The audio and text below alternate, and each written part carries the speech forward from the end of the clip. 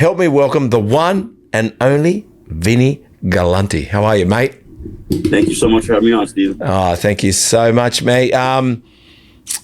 Firstly, before we get into the other conversation, you look amazing, man. You are 58, correct?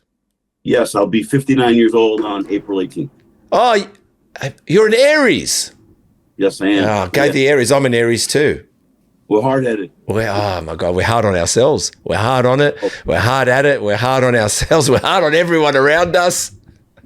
Absolutely. Yeah. So, Vinny, I'm going to go with this really just because I said we'll go backwards and forwards, but it's true, isn't it? To be in your 40s and 50s and to really excel in this sport, it's literally decades and decades in the trenches, meaning you have to have laid some foundation to be able to grow a quality of muscle or a quality of workout or an area where you are pushing the elements and I think, we're all happy, yourself too, I'm sure, that when a 50-year-old comes in the gym for the first time or a 40-year-old, I think they misinterpret that they've left the run a bit late, but they're going to have to double down a little bit. What do you think about that? Well, you have to remember, I've been doing this since I'm 16, yes, right? Yeah. And everything I've done in my later part of my career, from 47 to now, yep, I had to change how I did things, right? Because I had injuries.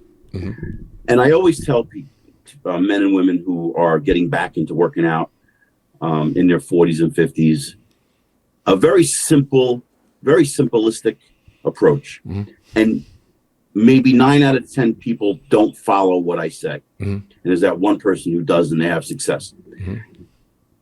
Go at it slow. Right. I know you're hungry and you want to get back into shape and you don't feel good about yourself. I always recommend 2 days a week for at least 3 weeks. I like that. And the reason is because it's not your life. It's not, the gym is not your life. It's not, these, people who are trying to get back into shape. It's not your life. And you're trying to make it your life. And I understand that. But everybody that I've ever encountered that has dove into the gym at any age, actually, more so later in life, quit in 3 weeks. 3 weeks later, they're done. And then they don't go back for maybe another month or two. They quit again. And it's a vicious cycle. So I always recommend hit the gym twice a week. Don't have a plan. Just exercise. You and I understand, and everybody mostly that's listening knows the difference between training and exercising. 100%. But when you're getting back into it, you should just exercise. Get the cobwebs out, get the muscles kind of moving again. And after 3 weeks, then put together a program that you can follow like 4 days a week. Now you'll be conditioned. Because look at any sport. What's the biggest sport in Australia? Soccer or cricket?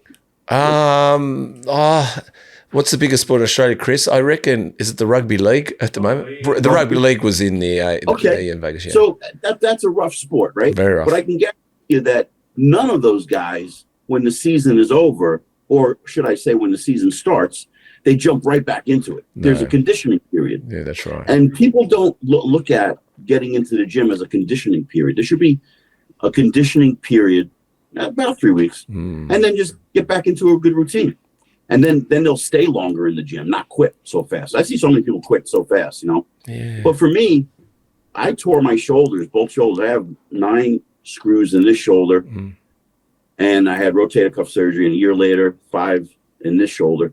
And I would probably be doing the same crap that every other 50-year-old does, try to train like they were, when they were 25.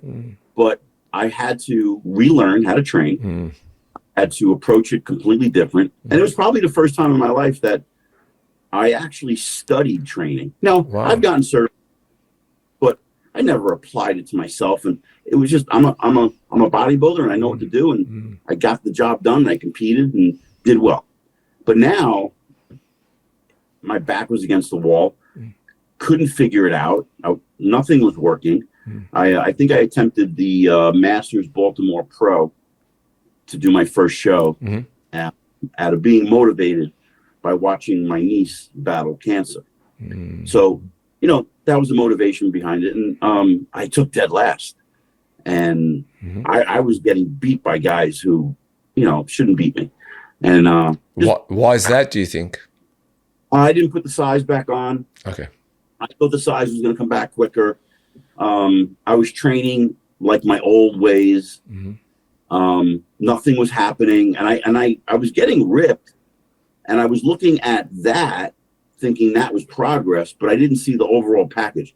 You know, you don't see it until you're on stage. All right. And get your ass kicked, right? So I got my ass kicked and saw the pictures, and I was like, wow, all right. I didn't belong there that day. And regrouped and figured out, how am I going to train around not being able to do the things I used to do?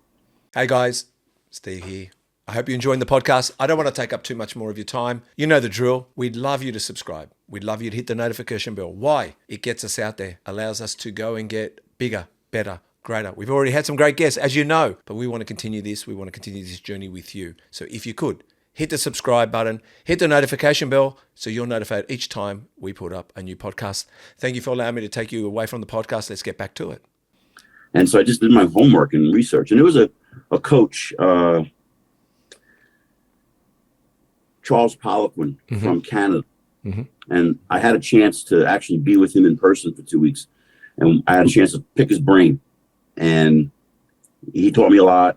And we studied a lot about the the anatomy and just how things worked in the plane of motion of how an exercise, in the movement of an exercise, and lightening the weight and letting the muscle work. And then from there, I just started to respond again. And my main thing, and I always tell people this, is don't focus or get upset with what you can't do anymore. Focus on what you can do and master it. And that's my approach. And, you know, I've had 11 Masters Pro wins now, and 2 times at the Masters Olympia, which I'm not proud of those results, but I was there. So tell me, what did you train like before? And how do you train now? So for people to know, because we all hear the stories about how I trained before and the injuries. Look, I'll be honest with you. I have no injuries. I don't know if I did kind of go like a bat out of hell, but maybe some of you guys really did go beyond and you created physiques that were amazing, but at what cost? So what was training like before and what's training like now? So give us a bit of an idea. So prior to my injuries, I was thinking I was retired from competing. It was about a 4-year period, 3-year period. I turned pro at 41 after 16 years in the NPC, you know, trying to get my pro card. And when I competed in the 90s, it was 1 pro card per class at the Nationals and 1 at the USA overall for the men. Yeah. So it was very difficult to earn a pro card. It's not like today where it's like, you know, everybody gets a pro card. Yeah. But we developed a physique that was in the trenches for 10, 15 years before we turned pro. So that's why the guys looked different back in the 90s, because they were training for years before they turned pro. With my training, it was just a matter of going into the gym, a very easy warm up, and getting right to it. And I, you know, probably that led me to, you know, at the time I was 45 or 46, and I started to feel banged up a little bit. And, you know, the injuries were, not have injuries, but I had, you know, dinks and aches and pains. And and so I wasn't looking at, oh, I should change the way I train to adapt. I was, you know, in denial that I was getting older. I didn't want to accept that, you know. At 41, I won the Masters Nationals and I got my pro card. And the biggest mistake I made after that was to compete the following year. Because I gave it my all and I was burnt out. And I should have taken a year off. But someone convinced me that I only had 2 or 3 years left in the tank, and that after 45, you're washed up. Your body's not going to respond anymore. So I believed it. And, you know, at the time, you didn't see many athletes, even on the main stage, competing at a high level at an older age. You know, now we've had Tom Brady in the NFL, Aaron Rodgers recently here in the United States competing at 41, 42 as a quarterback. And you see other athletes doing that too. But you didn't see that 15 years ago. Yeah. And so you believed it was unable, you couldn't do it. So I rushed it. I didn't have a great career as a pro. I think I placed 5th in one of my pro shows, and that was about it. Decided to retire. And when I started to get back into it, and I the first year I approached it the same way I had always trained. I just warmed up a little bit and started trying to move heavy weight. And my heavy weight is not the same kind of weight, you know, like a Dorian Yates would move or Ronnie Coleman. I wasn't never that strong. My heavy incline dumbbell press was maybe 120s. So that was heavy for me. Maybe on a good day, 140, but that was about it. I could squat 405 for reps. It seemed like after that, I couldn't move the weight, but 405 was a sweet spot for me. So once I got back into competing, and I really had to like sit down and think about, how am I going to approach this? How am I going to do this? And the one thing that I realized was, I'm trying to chase the pump. I'm trying to get that same feeling that I used to have when I was a younger man. And one day I just walked into the gym, and I just stumbled onto this after hanging out with Charles Poliquin and getting my lumps at the Masters Baltimore Pro, and just like trying to rethink about, you know, what am I really doing here? Do I really want to continue competing? Like, is this really smart? Should I be doing this? Or should I just walk? But as an Aries, like you were saying earlier, right, we're stubborn, we're thick-headed. I just couldn't walk away taking dead last at a comeback show, right? So I walked into the gym one day and I decided I'm going to train for feel. And my first exercise is going to be in a 15 to 20 rep range. And I'm not going to worry about who's looking at me, what weight I'm putting on the bar, because that played a big mind fuck for me. Yeah. Where like somebody's looking at me and going, why is this guy not training heavier, you know? Yeah. So I remember like it was yesterday. I went onto the Smith machine, set it up as an incline bench, and I put a 10-pound plate on each side, and I did 2 sets of 30 reps, and I got this massive pump and blood through my chest. I'm like, wow, that feels actually pretty good. So I took that off and I put quarters on, and I said, you know what? I'm going to do as many reps as I can, very slow and strict. And I think I was in the 15 rep range. And that's where I stayed for that. I did like 4 sets with just a quarter on each side. And it was like the first time in 5 or 6 years that I actually started feeling like I was training. But I'm like scratching my head, like, I used to do 225 on this thing and get the same thing out of it. And so then I went on to the next exercise, and now I'm realizing I'm warmed up. I'm actually warmed up. I'm actually feeling pretty good. So I just started training like normal again, where I was picking up, you know, starting out with maybe a 60 or 70 pound dumbbell and realizing, hey, that's not a smart idea. You got 14 anchors in your shoulders. Let's play it smart. All right, let me back up a little bit. And I found like a couple of the poundages, the weights I was using was a sweet spot. Like for incline dumbbell presses or flat dumbbell presses, 50 or 60 pounds is a sweet spot for me, nothing heavier. Because I have to remember what I have had done to my shoulders, and I have to respect that. So going into that, my biggest thing is respecting the warm-up. And a lot of guys in my age bracket do not respect the warm-up. I see it all the time.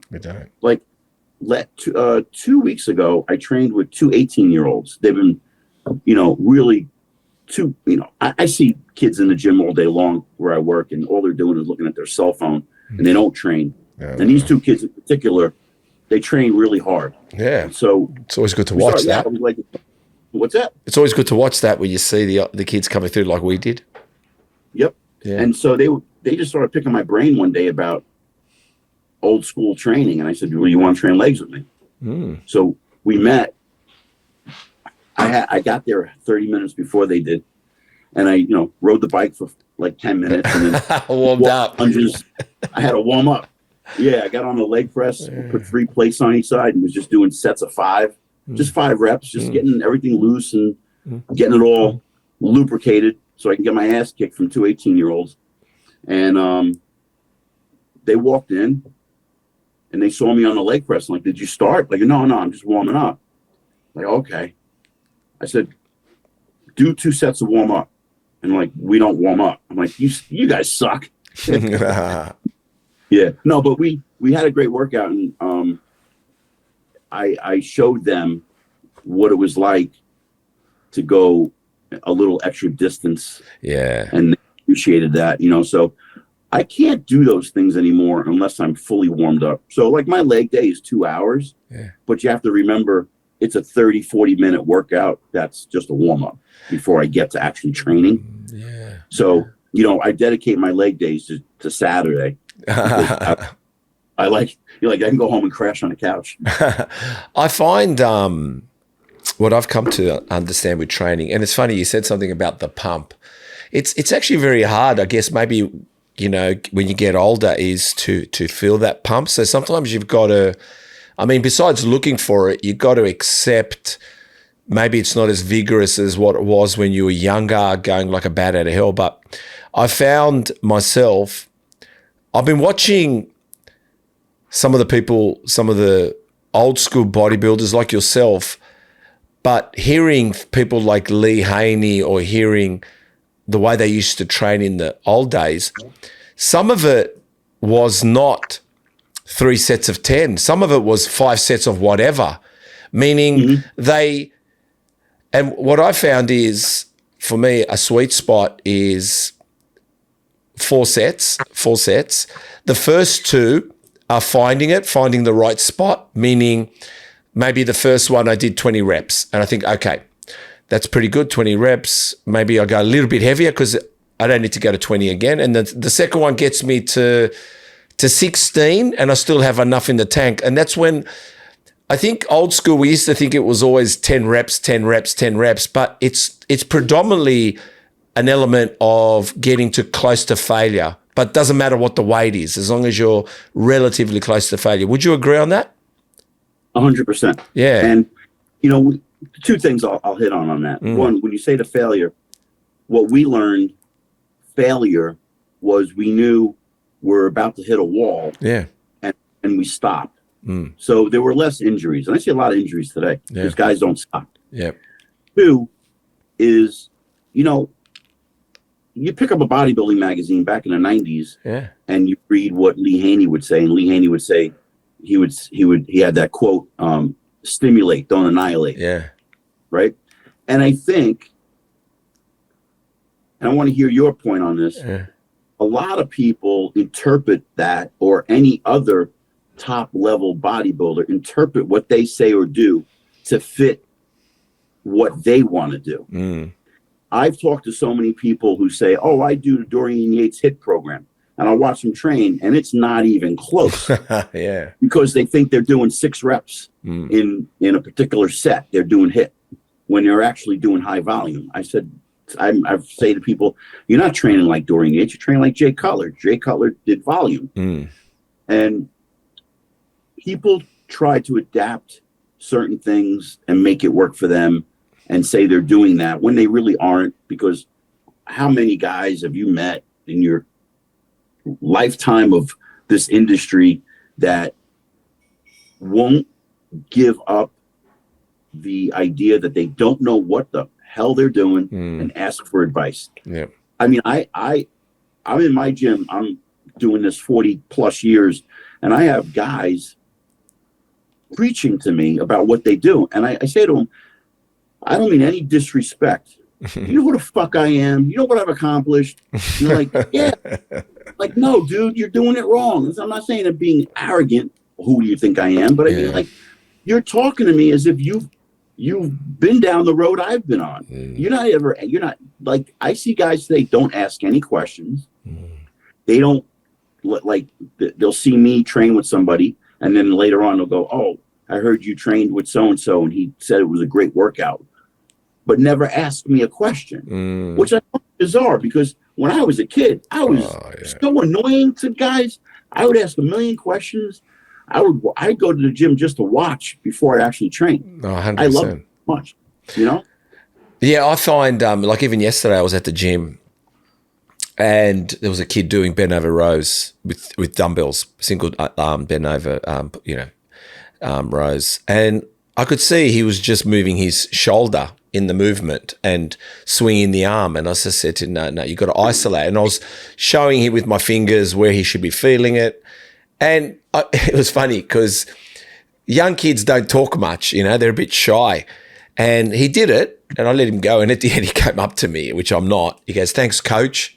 I said, "No problem, man. My pleasure. I just want you to get it right. I don't want you to waste your time here." But it was quite hilarious. But I found as well, Vinny, the biggest eye opener for me was, I'll emphasize it with a swear word. It's like fuck three sets of 10 because it's not. It's basically like you said. Why I'm saying 4 is your first 2 should be for you to find it. You got to find the place. You got to find the feel. You got to find the weight that this is too light. I can go a little bit more. You can play around with your ego a little bit. You can play around with it. You go, "Wow, I think I can pick up heavy today. I think I can go a little bit more than I should." And I found is sometimes this is we call it kilos here, not pounds. Mm-hmm. So sometimes, even if I'm doing, I'll give you an example. I was doing squats yesterday and I was doing light standing squats. I just want movement down low and I don't want to break my back. But even when I thought I could go that little bit more, all I did, which is literally peanuts, I just put 2.5 kilos on either side. But that is a tweak. We think we've got to put on 10 kilos, 20 kilos, but just tweaking sometimes, just that little bit of light, like you can go that little bit more and playing around with it is weight in itself. And I think that's the mistake. We keep thinking it's all 5 kilos, 10 kilos, 20 kilos, but sometimes you can just tweak things a little bit. You know what I mean? Absolutely. I do it all the time. Yeah. One of the biggest things too is when was the first time you picked up a bodybuilding magazine? Oh man, like 16, 17 years old. Yeah. Okay. So you get the concept of doing a movement, but getting a feel out of that movement. Yeah. Today, these kids are brainwashed by looking at their phone, looking at influencers who don't know what they're doing, teaching other people who don't know what they're doing. So then they go and try to do the exercise, but all they're doing is the movement. They're just doing the movement, not engaging the muscle. There's a big difference, huge difference. And I see that all the time. Like there's this weird element that is completely missing where it used to be the jacked guy in the gym, the older guy who just had all the experience, was doing all the teaching because he's been around the block for 15, 20 years. Yeah. And now the guy who's able to sell ice to an Eskimo and bullshit everybody and who has a subpar physique, teaching people who have less than subpar physiques. And so like, what's going on here, man? This is like art to me. I think that I see your point, and I'll tell you this. Let's say I have it's a hypothetical. My personal profile has 1,000 followers, right? My personal profile has 1,000 followers. If I do a gym exercise movement, I look like a guy that has no experience. But if I have 1 million followers and do the same movement, I'm a guy with expert. I'm an expert only because I've influenced people. But what's kind of bothered me a little bit, and I'm trying not to judge, but we're Aries. We judge everybody. We're fucking Aries. We judge ourselves. So we just judge everybody. Firstly, I look at people telling us how to do a movement. That's one. That doesn't have a physique to match. That's one. That's one. Two, and this might get us hated. Then we've got females telling us how to do bicep curls. And I'm thinking, come on, leave that to all right, you can do bicep curls, but don't teach us to do bicep curls. Or bench press, bench press. What I'm trying to say to you is, come on, we got it. You're in there. But what I'm getting is I'm not trying to say girls don't know how to train. Don't get me wrong. But when you or someone with big arms shows me how to do a bicep curl, I'm paying attention. I know, fuck, look at this guy's arms, right? So it's literally, I'm not even looking at your followers. I'm not even looking at anything else other than what you're showing me. And the last thing I'll say, everybody telling us what to do in the gym or telling us that we've got it wrong has turned out to be the biggest anxiety fuck in this gym now. Everybody is fucking worried they're not picking up the weights correctly. And let me keep going. And this is what I'll say. Vinny, you and me know, I know you're a wog. We call them wogs in Australia. You're Italian, I'm Greek. We're foreigners. Our parents come from other countries. They've come into us, or grandparents, because you're Italian. Am I guessing you're Italian? Yes. Yeah. So we've got a bit of that kind of family togetherness group, and bodybuilding does that. So when we trained, we didn't know what we were doing, but thank God we were into spotting each other, even strangers. Everyone goes, hey, bro, can you spot me? You didn't even know the guy.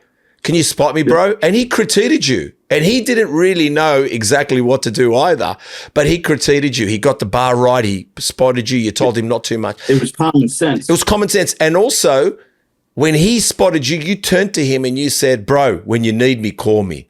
So it was just a common thing. So, but these guys are trying to tell us, now you got to hold it like this and you got to twist it like this. How about you just lift it? That's one. And how about you pay attention in the gym on who's lifting correctly? Ask some questions. And when you do have a spotting buddy, work with each other and make the movement work. Like if you want to go a little bit heavy, well, I don't know about you. Have you seen it where two guys are together, the guy's busting his nuts, but the guy next to him is on his phone and he can't even do the last curl. And you think, bro, your mate's dying here and you're on the phone. Yeah, I see it all the time. Hey guys, Nutrition Warehouse, your .1 store for all your supplement needs. Visit in-store here in Australia or New Zealand, or go to nutritionwarehouse.com.au, or for our New Zealanders, go to nutritionwarehouse.co.nz, shop away, and at checkout, why not use discount code MTP15 to get 15% off all your orders. Hey guys, just want to thank one of our major sponsors, Alka-Power Water, as I cradle their 10-litre box here. alkapower.com.au. Go check them out. They're in your major retail stores, supermarkets, and please get yourself alkalined with Australia's #1 alkaline water, Alka-Power. alkapower.com.au. Go check them out now. A buddy of mine a couple years ago told me I had a very harsh approach. So I've changed. You're an Aries, man. Fuck them all. And, now I walk over to guys and I ask them nicely, I say, hey guys, can I show you something? Yeah. And I always say, he's bench pressing and you're over here behind him screaming at him. You're not a cheerleader. The louder you get, he doesn't get stronger. No. And they're looking at me like, what are you talking about? Let me show you how to spot. Exactly. And I'll teach them how to spot. That's the best one. I think that's what everyone should teach, spotting. That's what I think it should be the next thing. Go on. Definitely. But I think it goes, I always say this. How did we know? I don't know. How to spot people? How did we know how to train? Because it's missing today. It is missing. Completely missing. And it's bizarre. It's really bizarre. But I have to go back one point on you. Yeah, go. I don't agree a little bit with the training with a girl. No, I'm saying you can train with a girl. I love training with girls. No, I love girls. So go on. A good friend of mine, fortunately here in New Jersey, we have a lot of good competitors that come out of New Jersey. Yeah. And even, in the New York area. And one of my friends, Ann Gruber, she has a back that I would die for. Wow. And I've picked her brain and tell me how to train my back. And we text back and forth, and she's given me so many tips. And, you know, because I can't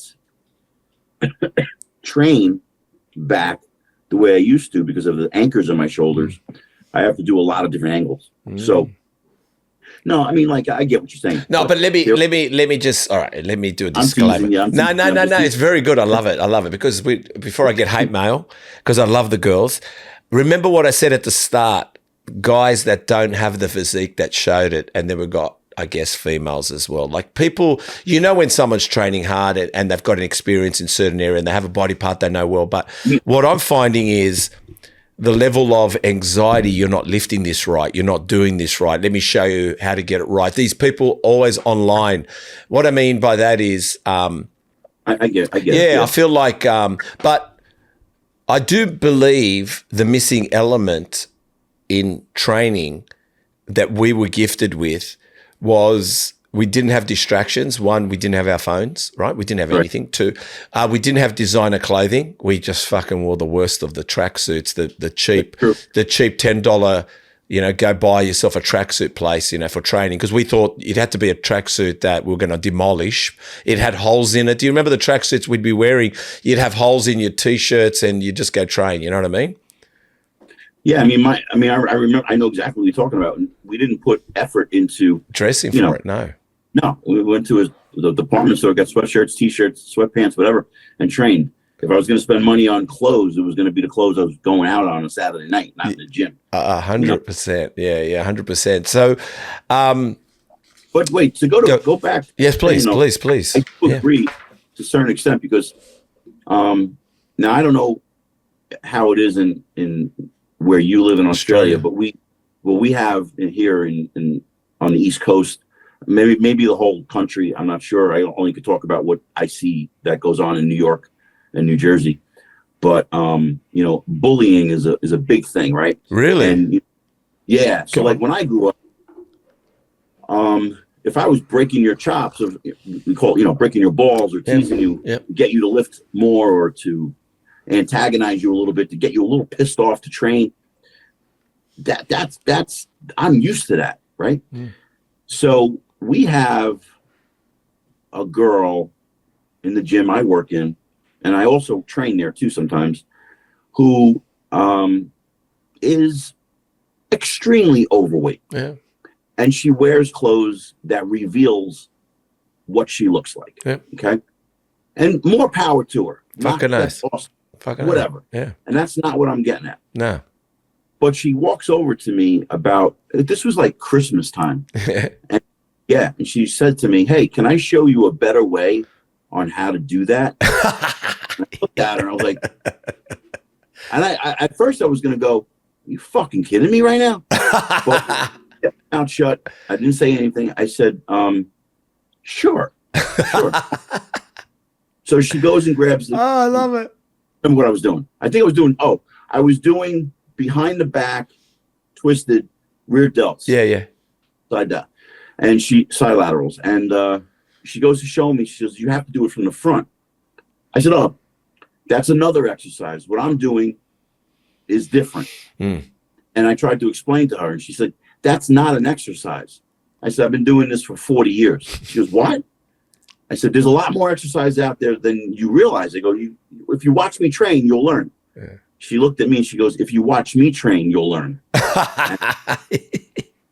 There's no winning, right? There's no winning today. I could never tease her or break her balls about what she just said to me, because then I look like a bully. Yeah. And so I'm in this weird reality, not reality. What was that TV show when we were kids? I don't know if they had it in Australia. Where every episode was. Oh my God! I'm having a brain fart with the name of the show. You go on. What's that? Explain it a little bit to me so I can maybe guess it too. I think it was in the 60s or 70s, but it was on TV when we were kids. Yep. Oh shoot! It'll come back to me. What's the narrative? Anyway, what was the narrative of the show? You would have like a person who was a racist and hate a certain group of people, and then all of a sudden he becomes that person and he gets picked on. What was the name of the show? I can't remember. But anyway, I feel like I'm on a TV show sometimes. Like, what is going on here? Yeah. And I have to go and drive 30 minutes a lot of times to Diamond Gym, this gym, Fit Nutley. I got to go up into New York. If I really want to get a good training, I have to go to gyms that are actual gyms, because today, like you said, everyone's looking to impress everybody with how they dress and setting tripods up, and I want to get in there and train. And annoying sometimes. No, it is. Well, just touching base, I mean, I know it's in the midst of something and we'll get back to, because I want to know a bit about Jersey. You grew up, but what's going on with America? America's all right with what's going on in the world today? It's all a bit crazy, isn't it? Oh, well, the latest with Iran? Yeah. Well, personally, I'm not really into politics and everything, but I will say that we have a lot of Iranian members at the gym I work in. And as a matter of fact, today I was talking to two women and they were actually happy with what was going on because of the political, unrest that is in Iran and just how people are controlled. I didn't know too much about the topic. Yeah, I'm confused. Before this. Yeah. Well, but it's horrible to hear what's going on. But yeah, we're seeing in our local in New Jersey, Iranian people coming out and talking with the positive of that. So yeah, there's no turmoil here at all. Nothing crazy. Nothing. It's more positive than anything. Yeah, it just seems like it's escalating. I don't know. I'm confused about everything at the moment. We've got Epstein files. We've got UFO. We've got UFOs now. We have UFO.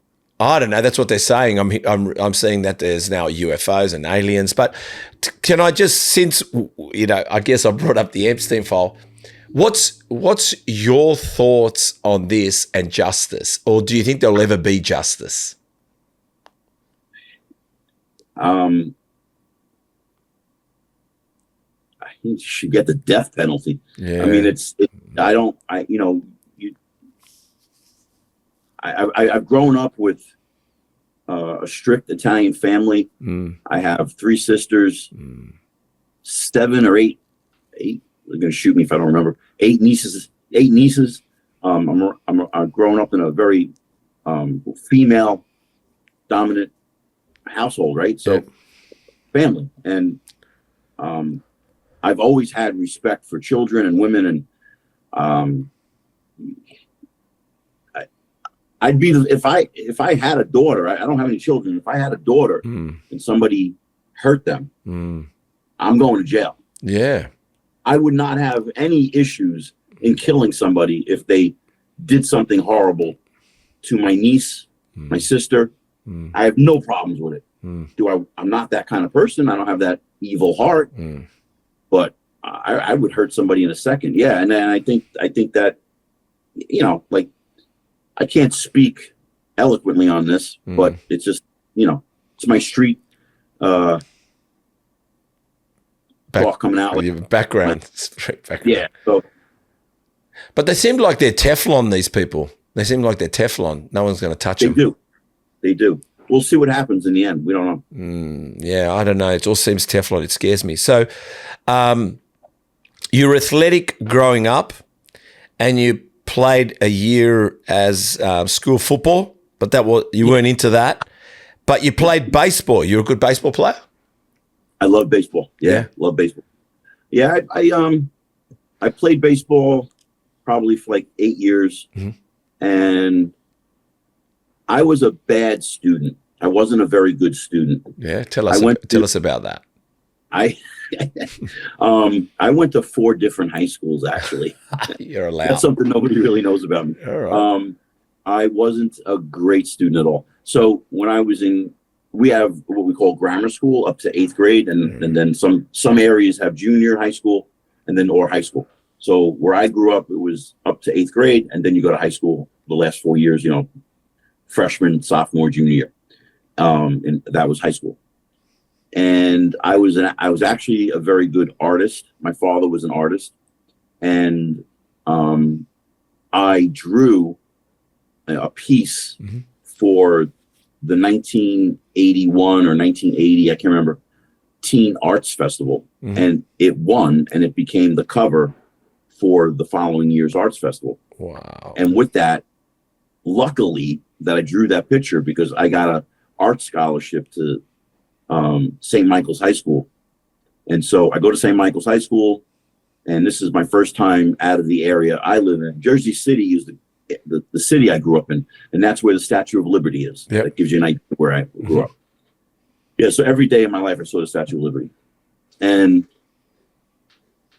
at the end of the year, they closed the school down and made it into condominiums. And I had to find another high school. So I probably had ADHD, I don't know what they call it where you live, but attention deficit, whatever. Yeah. Testosterone thrown, blowing up in my head and looking at every girl. Yeah. The whole how you are when you're 15, right? 100%. So and I couldn't think straight. I couldn't think of academics or anything like that. Baseball was a saving grace. I played baseball for St. Aloysius High School the next year, and my uncle told me, listen, I got you into the school, and because he was the head of the incinerator authority for the town. Yep. And he had a lot of political pull. So he got me into the school. I did not deserve to go to the school because of my grades. So he got me in, and he sat me down, and he was an imposing man. And he said, I'll beat the shit out of you if you don't. So all year long, this kid would smack me in the back of the head, And he knew who I was and who my uncle was, because his father was the principal. And I wouldn't do anything. Wow. So I was getting tormented, and I lost my cool one day, and I picked up a history book, and I beat the ever-living piss out of him. Yeah. Really, really bad. Got kicked out of there. Yeah. Then I went to a vocational school half the day in a Dickinson High School, and then got beat up there with a kid who thought I was somebody else, hitting on his girlfriend. He had brass knuckles and a pipe, broke my jaw, broke my collarbone. Yeah, it was fun times going to high school for me. I never went to my prom, never graduated with the class. I did graduate, but I didn't have those experiences. Yeah. And right about that time, that's when I found bodybuilding. Yep. So that was a saving grace for me. So bodybuilding started around 16 for me. Yeah. Training a little bit. But it was like just shortly around 1985 when I was graduating high school, when I competed in the teenage New Jersey. And the next year I had one shot left to compete, in the teenage USA. Yep. And it was in Colorado. And my aunt and uncle lived in Colorado. And he worked for an airline at the time called TWA. It doesn't exist anymore. Yep. Excuse me. And I was able to, by my Uncle Bobby, he flew me out to Colorado. I did my first teen national show. I took second place in the Teen USA. And, I was just always in a happy place when I was in the gym. Yep. And no one could understand, how could you make a living out of this? How could you make a career out of it? And it's the only thing I've ever done. Yeah. I've never done anything else. I've had a job, million years ago, for 10, like when I was 18 to about 25, I worked for the town of Jersey City. Again, a political job. I got it through one of my uncles. And, but it wasn't something I would have done for the rest of my life. I got out of there quick. And, so I competed and made a career out of bodybuilding. And I was one of the guys, like the gym that I trained at, around 91, 92 was Strong and Shapely. And it was a hotbed for pro bodybuilders, top national. Yeah. So I got to rub elbows with some massive dudes, and I trained along with some serious people. And then out of that gym, I won the Junior USA and the Mr. USA. Chris Cormier won the heavyweight and the overall, and I won the middleweight class. Wow. Nice. Yeah. So at that time, I hooked up with Lou Zwick from American Sports Network, who they had a show called American Muscle on ESPN. Yep. And I was fortunate to start getting on TV and getting into the magazines, because what I did was I would write, and this is really interesting. This is something I find interesting with what guys and women are doing today that they are not doing. Right. And I think they forget that there's more of a platform than just posting. Yep. So we had just magazines. Yeah. We did not have social media, and we had no computer, right? We had nothing. So I would open up the magazine and I would see all the names under the editor's list, everybody involved, all the photographers, and I would write to everybody and say, hey, I'm Vinny Galanti. I'm from Jersey. I'm an up-and-coming bodybuilder. I like to be featured in a magazine. And everybody in my gym was like, you're an idiot. No one's going to answer you. Wow. And nobody answered me. Nobody answered me. And I did that from 91, 92. And then I go to the USA, and it was in California. And I do a photo shoot, I think, with Irving Gelb. He was one of the photographers. And he said to me, you're the guy from New Jersey that's been sending me letters all year. Like, yeah, that was me. And so it worked. It paid off. I mean, it only paid off really because I also won the USA. You know, I always wanted to be on magazine covers, be featured in magazines, but I didn't want to be, and no, I don't mean to say any disrespect. I didn't want to be like a Mike O'Hearn. Okay. I want to be a bodybuilder who won shows. Yeah. And was on the magazine cover. Right. I couldn't give a shit if I was just on a magazine cover. That wasn't my goal. I wanted all of it. And so I just put my blinders on. I envisioned it. I believed in it. And, you know, and that mindset is what I brought to the table for the Masters shows that I've done in the last couple of years. Once I get locked in, I'm locked in. Yeah. And unfortunately, it hurts the people around me because then I ignore everybody for 6 months. Well, it's a bit like that, isn't it? One, going into prep or going into that mindset, but also just, I guess, being an Aryan. We're misinterpreted as hard bastards, but we're just direct, and we're not really trying to be too offensive. But once we're locked in, it's like everyone's got to be locked in, and whoever's not locked in, well, they're at the wayside. They're at the wayside. You know what I mean? And that's what happens. Yeah. I always tell people, hey, if I'm not breaking your balls, I don't like you. Yeah. If I ignore you, I don't talk to you. If I don't correct you in the gym, if I see you doing something completely wrong and I don't say a word to you, yeah, I don't like you. I know you're not going to listen to me. Or not that I don't like the person. No, I know what you mean. It's a waste of time for me. We have this guy in our gym right now who, for the longest time, people were saying to me, Vinny, you're wasting your time. And I really thought in my heart that this guy had potential. And so one day I just realized I'm wasting my time. And I told him, I got to be honest with you. You're uncoachable. And he was like, what are you talking about? I'm harder than everybody in this gym. I said, no, you don't. You train stupid. Wow. And he hasn't talked to me since. Wow. Which I don't care, because he's not going to learn anything from me anyway. No. And except like just recently, he nodded at me. I said, "What's up?" I go, "What's going on with your elbow?" He go, "What's going on with my elbow?" And his elbow was like swollen. Yeah. And he didn't even know it was swollen. And I think that goes hand in hand with how people don't pay attention today. He was struggling to put 50-pound dumbbells up, and I noticed it, and I said, "What's wrong with your elbow?"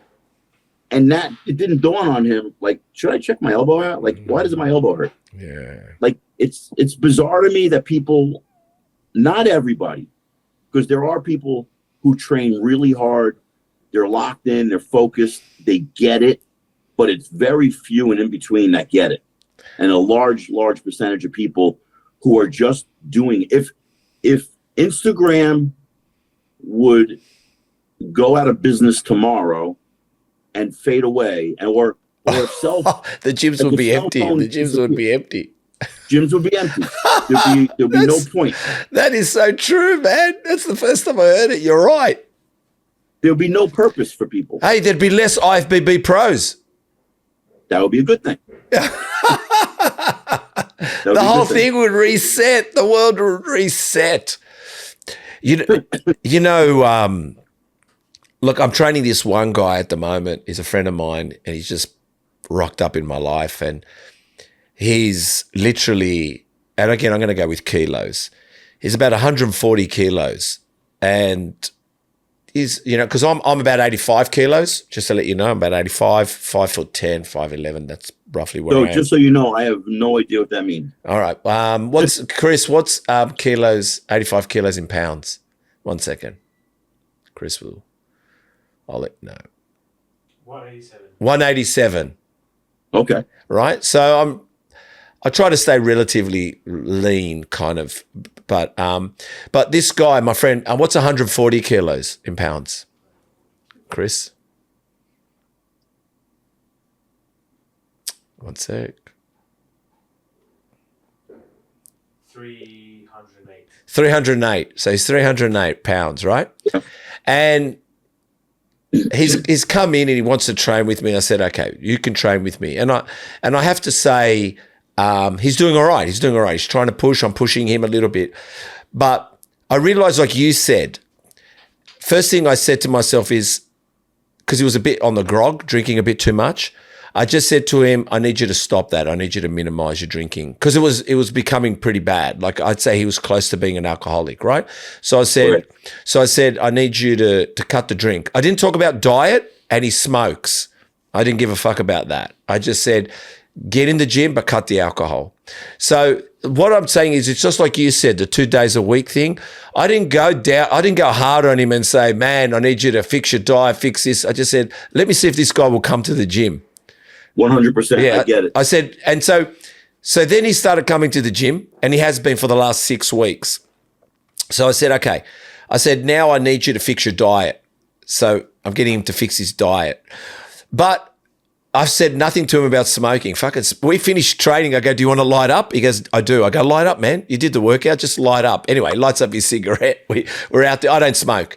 Anyway, but slowly, I'm going to first see, can I keep this guy going before I eliminate everything out of his life? But the other thing I've realized where people is when we're training, you'd probably attest to this as well, Vinny. Sometimes he'll turn to me and go, oh man, I really felt that. And I just go, yeah, all right, let's load up for the next one. Like, we don't give a fuck. We're just training you, mate. I don't need to hear your struggles. I don't need to hear, wow, you're killing it. Let me see you keep going. Absolutely. No, listen, I really appreciate the approach you're going with him, because if anybody else listening would say, oh, no, you got to tell him to clean everything up. But no, just like my approach with 2 days a week, your friend would never come back to the gym and maybe drink more. Yeah. So by eliminating the alcohol or cutting it down, then eliminating it, then changing the diet, and the next would be smoking. Yeah. It helps him to fall into a brand new routine. 100%. And then once he becomes more into the lifestyle that you and I know, listen, I always tell people when they come to me and they, like a situation like you're dealing with, and they're in the gym maybe now 2 years, and they're doing everything they're supposed to do, right? And I say to them, listen, all right, then they'll ask me, I want to train for a contest. I'm like, you need more time in the gym. Oh, but it's been 2 years. Like, 2 years is not a lot. That's right. But I try to explain to some people, you know what it's like to get in your car and go fast. Yeah. You know what that feeling is like. But to train for a bodybuilding contest is like equivalent to here in the United States, we have the Indianapolis 500. It's a professional race car series. Yeah. And they go, 400 miles an hour around the track. And that's the way you train for a contest. It's all day long, all week long, all month long, all 12 weeks long, 15 weeks long. There's no break. And now we have the big thing is you get a refeed meal. No, you don't. No, you don't. And I always try to explain to people what's the difference between a refeed meal and a cheat meal. There's two different things. People don't know the difference. And I always try to explain that what you do for a contest, bear with me for a second. I want to please. Right. No, we want to know this. And I know a lot of people who just get into the sport are going to want to hear this. Yeah, please. People who've never competed before and do their first contest will always, and then when they're doing their next contest, could be a year later, they're in way better shape than the day before they started their first prep. But they always get down on themselves to say, oh, I'm out of shape, because they remember what they were like when they were in shape for a contest, right? Which is completely unrealistic to walk around like that all day long, all year long, for life. So people have to understand what the off season is and how you're going to retain a little bit more water, a little bit more fat, but you're going to be in way better shape than you've ever been in before you ever started your first prep. Yeah. And people don't realize that. And then there's another element. I don't know if I'm going off. No. I love this. No. This is what we talk about. Go for it. But another thing that people don't realize, first-time competitors, is the depression that happens after a contest. Yeah. Because a lot of times you're on this journey going up, and you peak, and now it's over. And I've seen a lot of people who get down on themselves and talk bad about themselves. And I try to tell them, every sport has an ending. There's a season, there's an off season, and a period where you do nothing, where you have to regroup and recalibrate everything. I was in Venice, California. It was about 1995, 6 or 7. And all the guys from the Olympia were talking about taking the next 2 months off from the gym. And I was like, what do you mean? We don't go to the gym. We don't train. We don't do nothing. And I thought, what are you talking about? And so there's always a period of every sport, even rugby players, I'm sure, where one season is over, the championship is over, they want to rekindle their relationship with their family and friends and have nothing to do with rugby for a period of time so they can enjoy rugby again. Yeah. And bodybuilders don't get that concept. You're familiar with American baseball, right? Yeah. All right. I'm making this up right now, and I don't know if it's true or not. But we had Derek Jeter, right? Derek Jeter was one of the most famous Yankees, and he had a lot of balance in his life because he knew what to do after the season was over. And after the season was over, he wanted nothing to do with baseball. He didn't train. He didn't do anything. And then got back into some kind of conditioning program before he had to go into spring training for the Yankees.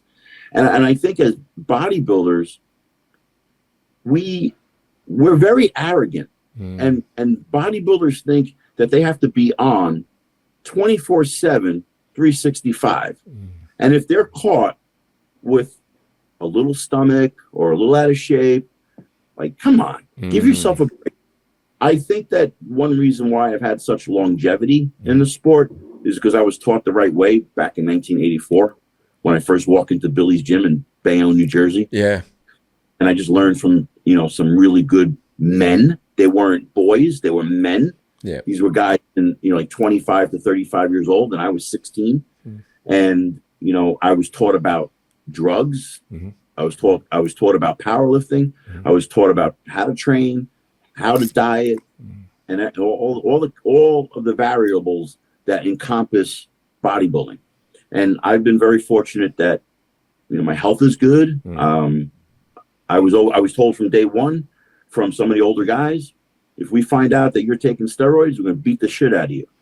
And That's just the way it was back then. But kids today think it's like it's a rite of passage to be on 500 milligrams of tren. Like they think that's a funny thing. Yeah. And it's not funny at all because they don't know what the ramifications are going to be when they're going to try to have children and they get married. You know, right now they're 16, 17, 18.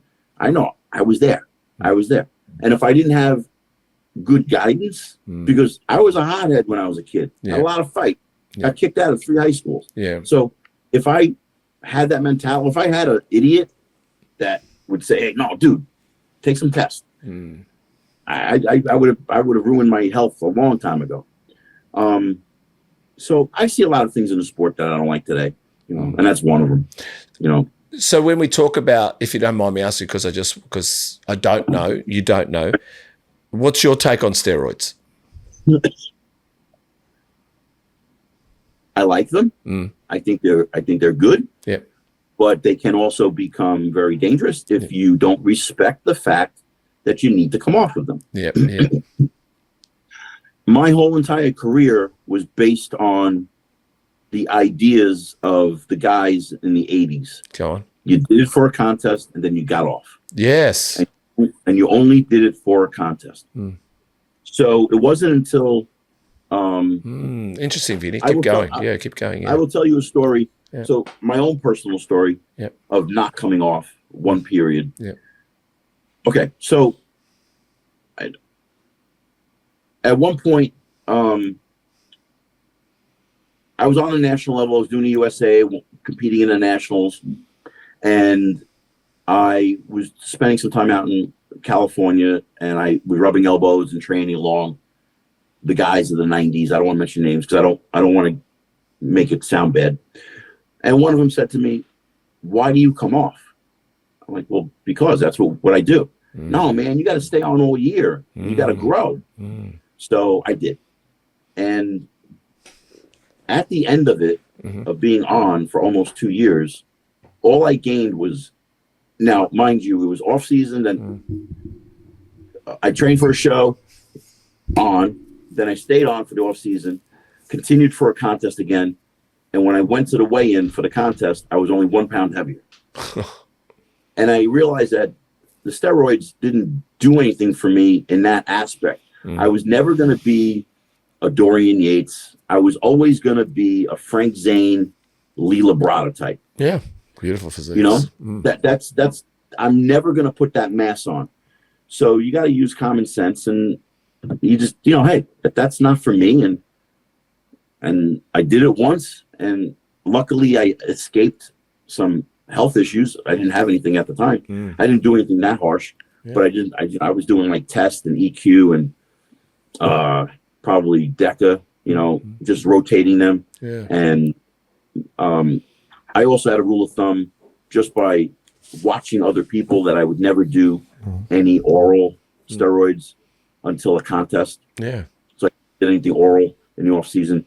I never did any orals longer than 6 weeks for a contest. You know, and, you know, I just went back to my old ways of just coming completely off. And then, you know, and then I think right after that, I actually didn't compete for 1 year, and I actually stayed off the entire year. How did that feel? I don't remember at the time, to be honest with you. I don't actually remember, but I remember just coming off, and like when I'm on or off, you can't tell. Yeah, I believe. Like I'm in a tank top, I look the same all the time. It's the only thing that really changes is my waistline, and I get grainier because I'm on a diet. So I know somebody would say, well, then why don't you just train naturally? But I don't, because it does make a huge difference in the look of the muscle and what I could do and recover from in the gym. Yeah. You know, I enjoy it because I utilize them properly. Yep. And I competed in August of last year. That was the last show. Yep. September. Yep. And I'm only on TRT. Yep. And I have another gripe about that. Tell me.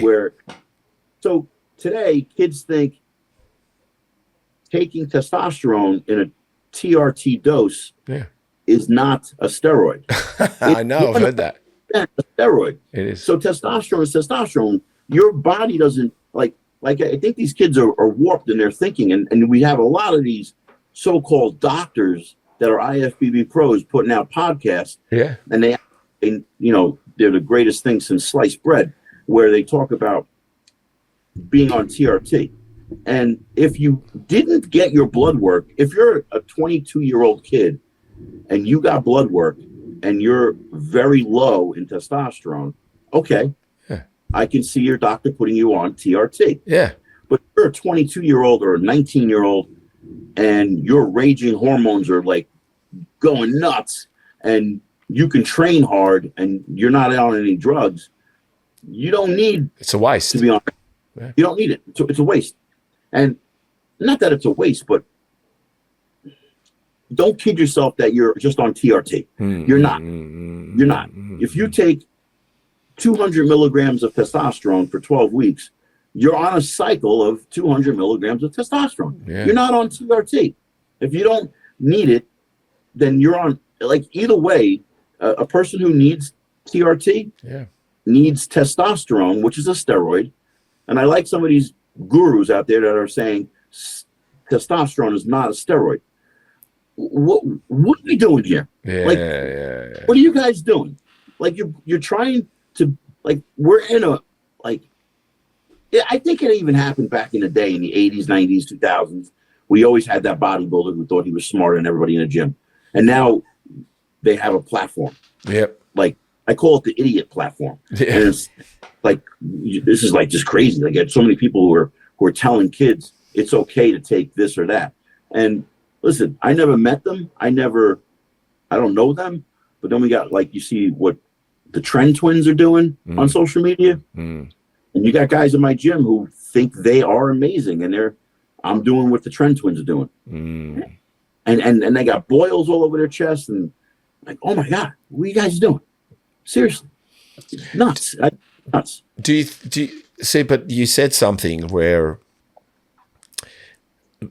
and I know a lot of the bodybuilders, the classic, the ones in the past, longed for the day when the comp was over and they weren't on steroids. They longed for that day. As soon as the comp was done, they were off everything, right?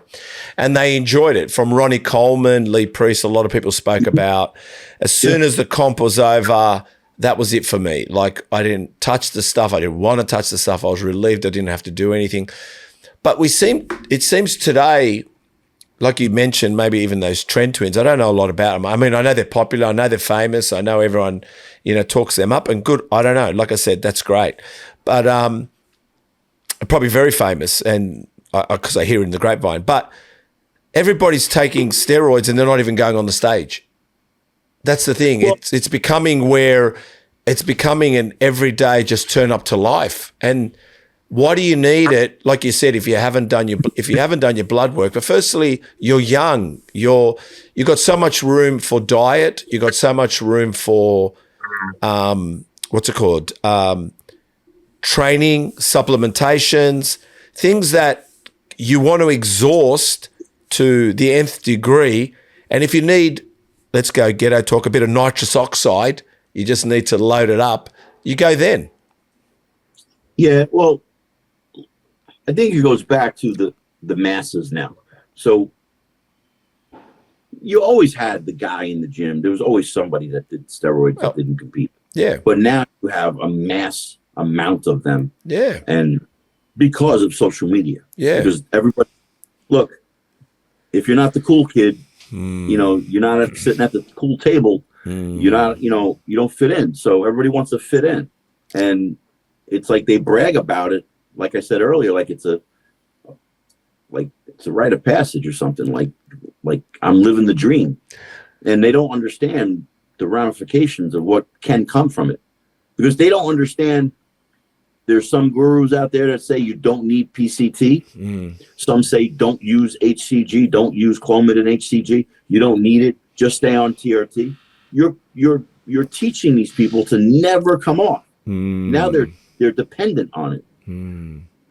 I don't get it. I'm 58 going on 59. Because of my age, I need TRT. Yeah. because the dose I do does not affect me in the terms of what I do for a contest, and then I got to go back to TRT dose. Yeah. It's not bothered. Like, I don't get bothered by it. Yeah, It's not like, oh, I'm so crazy, I need to go back on. And let me tell you, I'm probably the most out of shape bodybuilder you'll meet when it comes to, like, I give myself like a 2-month period where I'm not eating like a bodybuilder. Yeah. I want pizza. I'm going to eat pizza. Yeah. You know? So, like, I'm looking at right now, I'm 6 months from the Masters World. Yep. And maybe like 3 weeks ago, my diet has been, I started in the beginning of February. And I'm back on track, eating 5-6 meals a day. Yep. I had pizza once over the weekend. Yep. I had some Oreos, but I'm not dieting yet. I'm just getting my meals back in, getting the metabolism in the right direction. Not even dieting, just getting into the lifestyle of it again. And then maybe like 16 weeks out, that's when I'll turn it up. But from now until then, it's back, because you have to live the lifestyle for a long period of time. Yeah. And you have to give it a break too. Yeah. And like I like to go out and eat. I just You're don't Italian, understand. man. You're Italian. If you're not going to have pasta and pizza, you know what I mean? But no, what I'm saying, yes, I do know what you mean. But there's a period of time after a contest that I am not going to think about eating out of Tupperware. I am not going to bring my to a birthday party, or if I go to a sporting event or a wedding, or I'm going and I'm going to eat whatever's put in front of me. Yeah. And relax. And then there's a time, like, you ever heard the term, like, I know when to have fun and I know when to be serious. Yeah. So, you know, I know when to be serious with my nutrition and my training, and I know when to turn it off.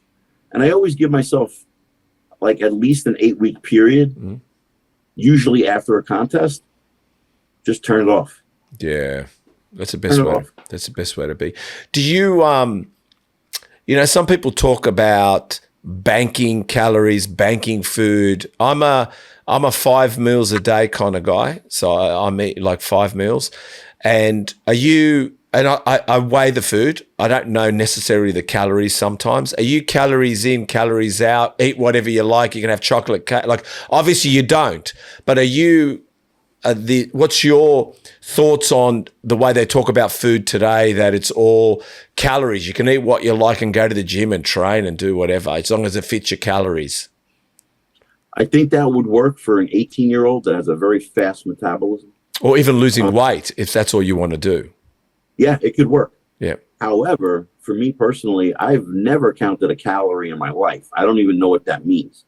If I had to count calories, I probably would never have bodybuilt.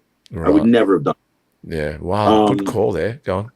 So the way I look at it is, let's use some common sense first.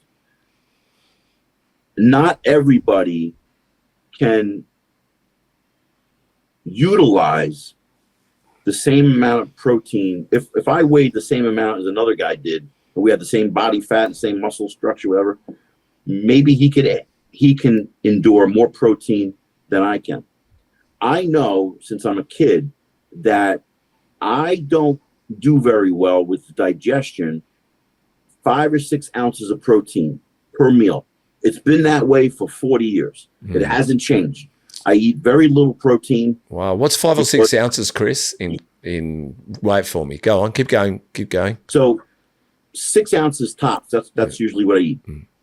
And if I eat more, if I have 8, 10 ounces. 150 grams. 150 grams. Yeah. Okay. So if I have 8 ounces, 10 ounces, I could have constipation, stomach ache. Wow. My stomach is, and that's just using common sense. It's not saying, okay, Chris Bumstead said, no, I'm not doing what Chris Bumstead said. I'm going to do what my stomach is telling me. Right. Let's use some common sense. So I always found, like, carbohydrate rotation works for me to get into shape. What's that like? What's carbohydrate rotation?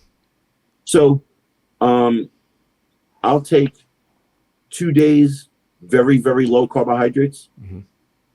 and then I'll take 3 days of medium carbs. Oh, Like yeah. I'll bring them up. How many ounces? How many ounces do you go? So I do grams for Yeah, how many grams? carbohydrates. How many grams then? So on the low days, I'm taking in about 75 grams of carbs. Wow, yep. Each meal? And no, for the day. Oh, for the day, sorry. 75 grams. I got it. Yep. Yeah, it's not a lot of carbohydrates at all. Wow, And yeah. then Yep. for the next 4 days, 3 days, I'm at like around 300 grams of carbs. I was going to say 75 is tight. Yeah, go on. Yeah. And then 2 days, I'm at around 475. Oh, wow. Wow. I've never low. done that. I'm going to try it. Very high. Yeah. And I think on paper, it says that men in their 50s shouldn't take in a lot of carbohydrates because their pancreas can't handle it very well. Okay. I'm an outlier. My pancreas, my body can handle a lot of carbohydrates. Yeah. But my stomach cannot handle a lot of protein. Wow. And it's been that way. So I count carbohydrates and I count protein, but I don't go and count calories. Actually, I'm not counting anything. I'm just weighing it out. And Yeah. what I eat. And you have about 5 meals, yeah? It's 5 or 6 meals a day? In the off season, I'm getting in about 3 meals and 2 shakes. Yep.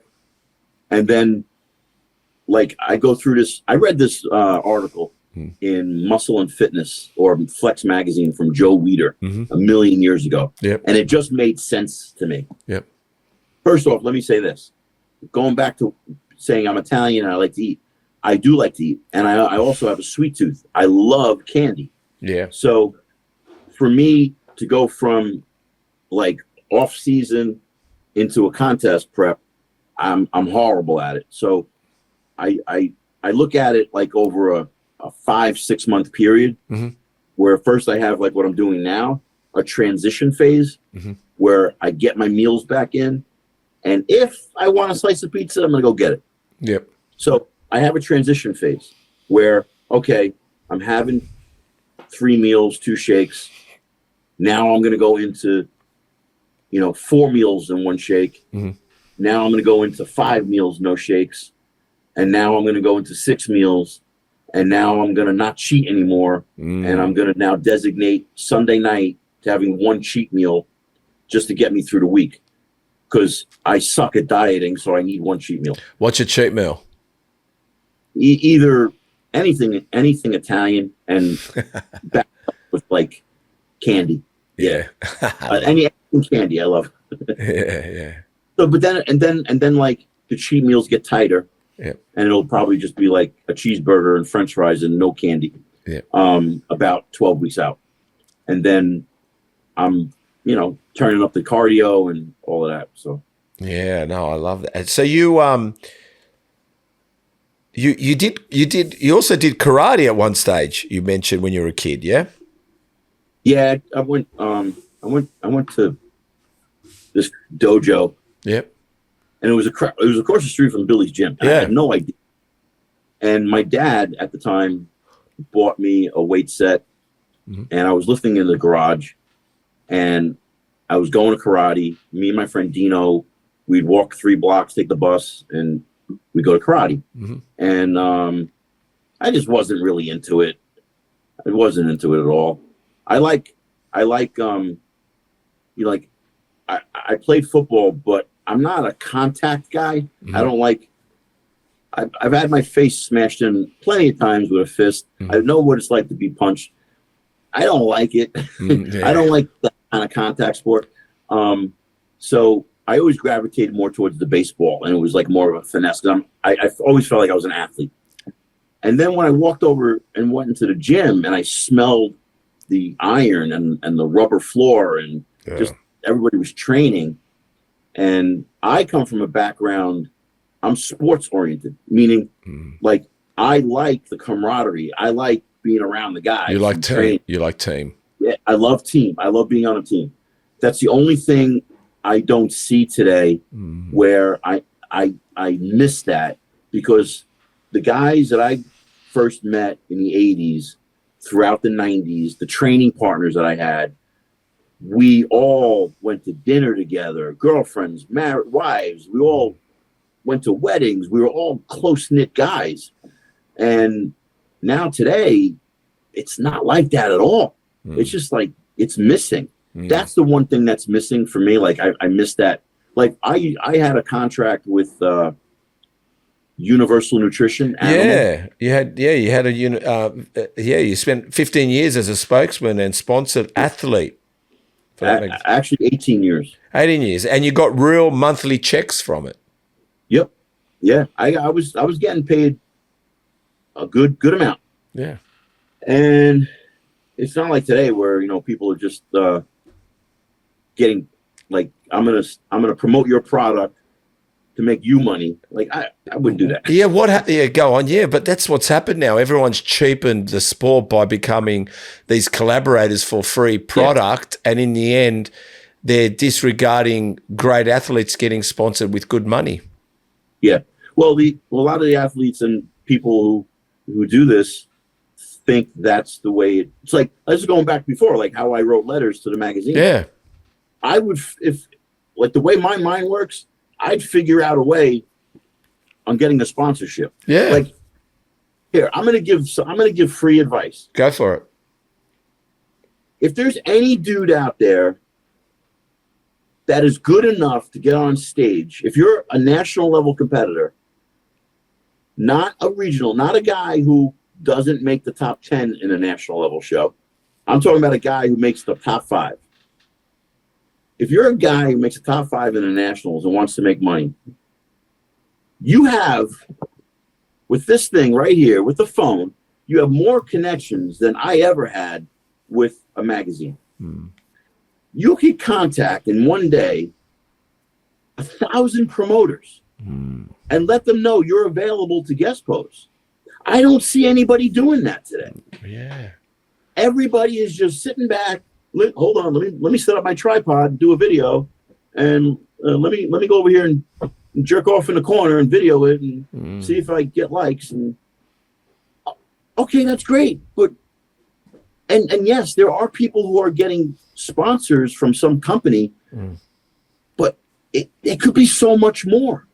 I mean, don't you guys want to travel around the country? Don't you want to go around the world? I love that. I went to so many different countries and got on magazines and been featured, and doesn't exist like it used to. I know my place now as a masters competitor. Nobody wants to see me. I'm not guest posing. Like, I'm not. I know that ship has sailed. But right? the thing is, I think for you, IG social media can work because, all right, I guess guest posing and but you can still get sponsors at your age. It doesn't matter. It depends what it is. It could be for dentures. Who knows what it's out there for? But but what I'm saying is for arthritis cream or arthritis cream. For our age, we'll take any sponsor. If you want to pay us, we'll flex for arthritis cream or for denture glue. Whatever you want, we'll do it. We'll pose for it. But I think what you're saying is, if you're in it, you're grinding, and you know that grind is tough, it's costly, you're putting money into it, not always getting the rewards. But if you don't know how to work the system to elevate your reach, which you said, like guest posing, or maybe getting a true sponsorship deal that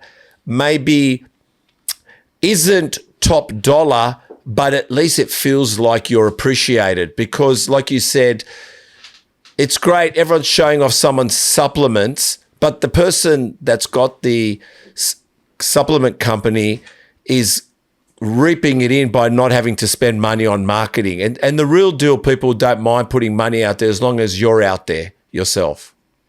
Yeah, it's hard unless you're a top Olympia guy. Yeah, that's right. That's right. Top 5, you said something. Yeah, but I think why not take the chance? Yeah, that's what I'm saying. Take the chance and DM every freaking promoter you can get in touch with and tell them you're available. I know I would do it. I've done it. Yeah. I don't do it today because it's a different world. It is. Because I'm 58. If I was 28, I would be using social media in such a different way. I think outside the box. I always have. My father was a business guy.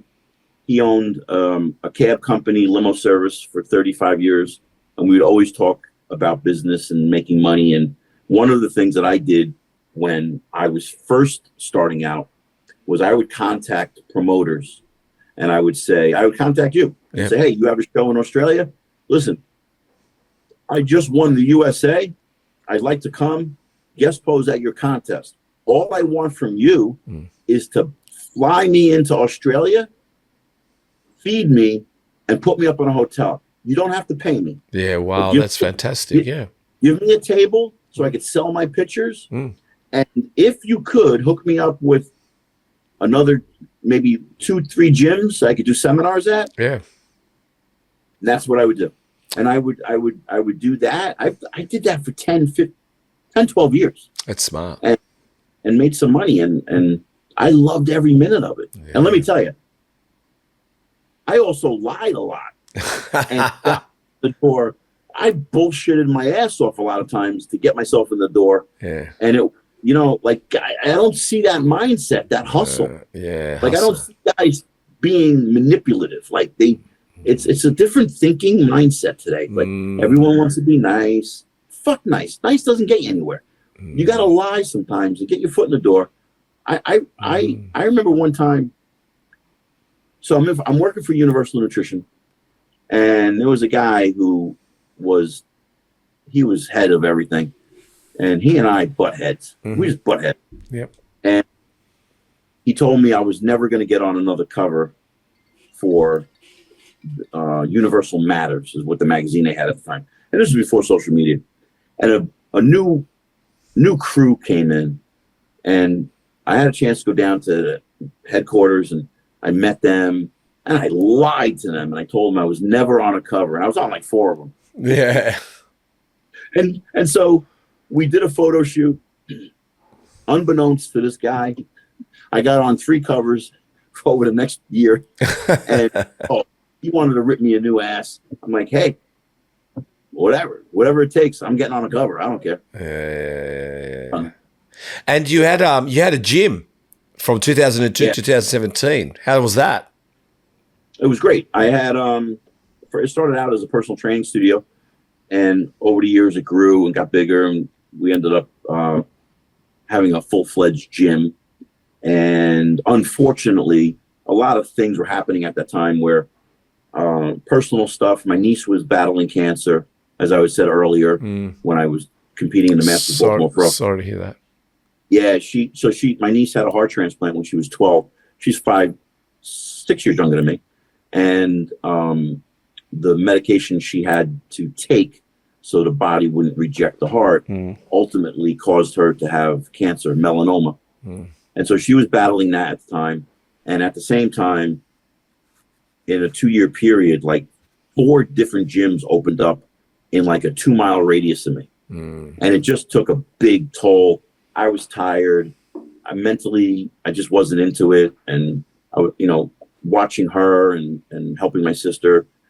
And then she eventually passed away. And sorry. Thank you. Yeah, she was like my sister. And so then I just decided, I said to my wife, I said, if we stay open, I could be in $100,000 worth of debt in a year from now. But if I close, we could be maybe in $30,000 in debt. So I think the business decision would be, let's shut this down before it gets worse. Yeah. So I had to cut the head off. And it is what it is. Yeah, it is what it is. Yeah, the gyms are. I mean, they had their COVID period. They're still kind of everyone's trying to take a piece of the pie. There's everybody. Can I ask you? I want to go back for a second and ask you about competing. You mentioned you mentioned pro cards, And then obviously you mentioned people wanting to go up on stage and compete and they're not really ready. They need another 2 years or they need whatever. Who do you think, what has changed since our days when the guys that went on stage really loved it, worked hard for it, and then there were the spectators like myself? I never competed, but like I said, I still train. I've been training since 18. I did a cycle at about 49 years old, but that's not to say, but I just got to understand it a little bit. But just the whole thing, supporting mates that were on stage, going to the comps. I used to train, if someone was competing, I'd be training like them, not because I wanted to be on stage. I just found it as an opportunity to get in shape, but I didn't need to get on stage. They wanted to. Do you think today federations are letting everybody on stage and maybe they should be policing, or coaches are blowing hot air up people's asses but telling them they should compete? So do you think it's all about money? Unfortunately now it's all about pushing people towards that area? So, you don't start a business to be just steady. You want to grow it, right? Of course, yeah. So yeah. Let's be real. Yeah, realistic. Jim Mannion, who branched away from the AAU back in the 80s and formulated the NPC, a great guy, and he created an empire with the NPC and eventually taking over the IFBB. And because of the direction the world has gone with having our phones, smartphones, having social media, it's just an easy way to promote your business. Yeah. And we are in a very vain sport. We are. And I mean, it's very vain. And everybody's got an ego. Oh, I was going to say the next egotistical. We are. Yeah. Love ourselves. Yeah. Aries, we love ourselves too. Aries is doubled downs on that. But however, even back in, if you remember, I don't know if they were famous in Australia, but back in the 90s, you had the Barbarian twins at a Gold's Gym in Venice. Yep. You had Victor Richards, who never really stepped on stage, but he was getting all this publicity. Yep. You have Mike O'Hearn. Yep. You have all these people that have been in the trenches for years before any social media guy, right? Yep. Or woman. Yep. So there's always been that person who has made a living via the term bodybuilding, but not getting on stage. Yeah. I think Mike O'Hearn got on stage early in his career. Victor maybe got on stage early in his career. But they took advantage of what body. Can you imagine if you took the top race car drivers in the world, okay? Yep. And had a platform for them on social media, but yet some guys in some dark alleys who soup up their cars and made them fast got more publicity than the guys who race from in a NASCAR? Yeah. Can you imagine? Well, in our world, that happens. It happens in our world. That's what I was saying. In our world, it happens. Yeah. You got people who could not compete. Look, I don't know the guy. I don't have anything bad to say about him. Sam Sulek. You know that name? Yeah, we know. He's very popular. He's going into the Arnold class. Yeah, yeah. He doesn't belong there yet. He needs years before he develops his body. Fantastic to him that he has created this empire for himself. Yes, and he loves bodybuilding. He loves bodybuilding. Loves it. Yeah. He loves it. And I think he's fantastic at what he's doing. What he is doing is exactly what I would be doing. I love what he's doing. Competitively speaking, should he be going into the Arnold? No.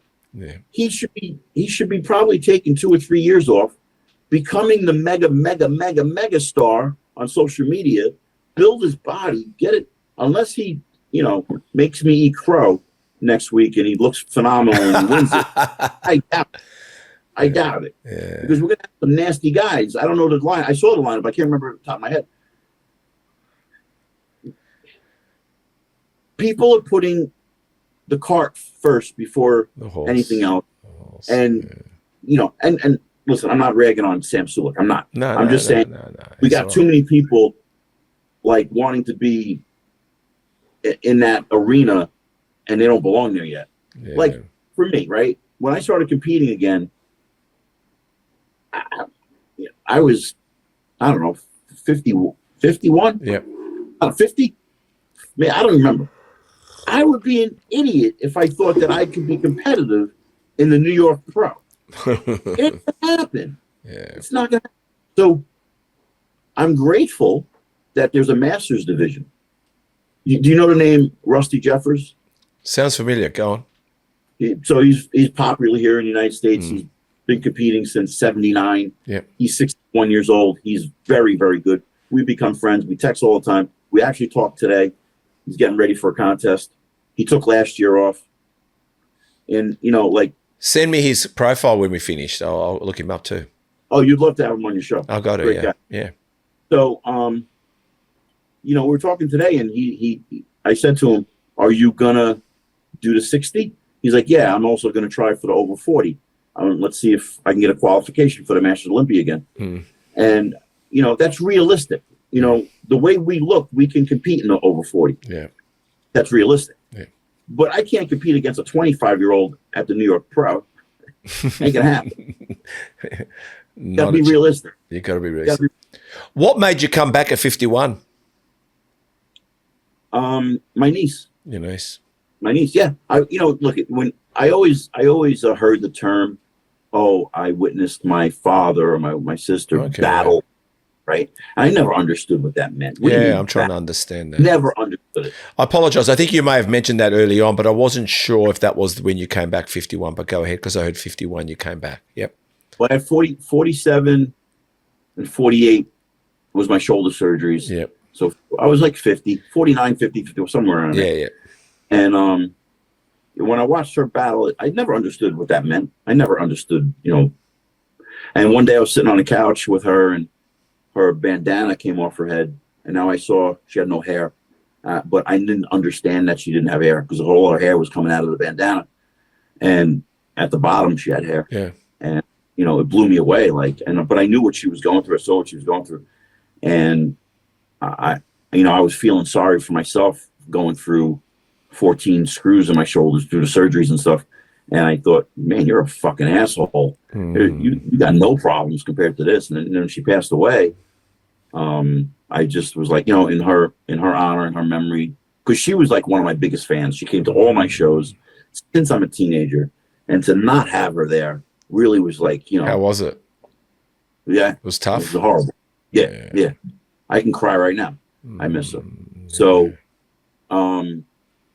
yeah, I just wanted to, you know, do it and like overcome what I came through, what I went through with my shoulder surgeries, which was nothing compared to cancer. Like not even in the same sentence. You know, it shouldn't have been discussed in the same content. So I failed at the show. Things didn't work out the way I wanted them. And then I just thought, wait, I'm smarter than this. I could figure this out. What am I doing wrong? And I just thought about all the things I did wrong. And I analyzed them, and then I moved forward, and I decided, well, the way I think, and I think you can understand this because you're an Aries too, if you fail at something that's easy, because I picked the Masters Baltimore Pro because realistically, and I've always thought about this in my career, do something realistic. I can drive to Baltimore. I don't have to pay for an airline ticket. And I can just drive down there. It's a 4-hour drive from Jersey. And let's be realistic about this. I get clobbered. I get embarrassed, right? And some people were saying, "Don't I know you? Didn't you used to compete?" I was like, yeah. So I thought, okay, let's do something really hard now. So I decided to do the Masters Pittsburgh Pro. And that was the biggest Masters Pro show. And, you know, I'm the kind of guy that when my back is up against the wall, I decide, let's jump into the fire. Let's just go for it. That's an Aries, yeah. Yeah, so I don't know how to think any other way. I can't operate any other way. So I ended up winning the over 50 and the over 40. And then the pandemic happened. Then I came back and I said, I got to go back to Baltimore. I got to do that show. You got to finish that show. Yeah. And so I thought at that time that was it. It was going to be over. I'll do this Masters Baltimore Pro. And when we were leading up to it, that's when the first time I ever heard, hey, the Masters Olympia might be coming back.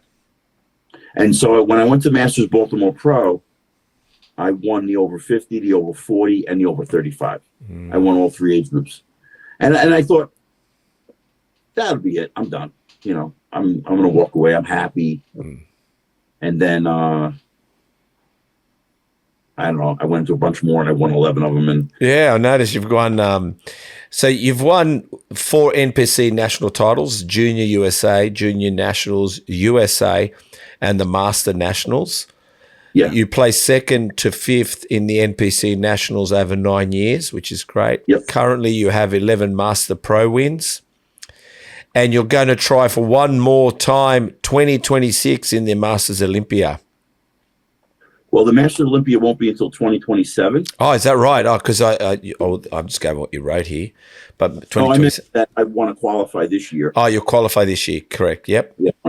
Oh, that's right. Try to qualify one more time, 2026. Yep, got it. Yep. Yeah. So do you still do it for her?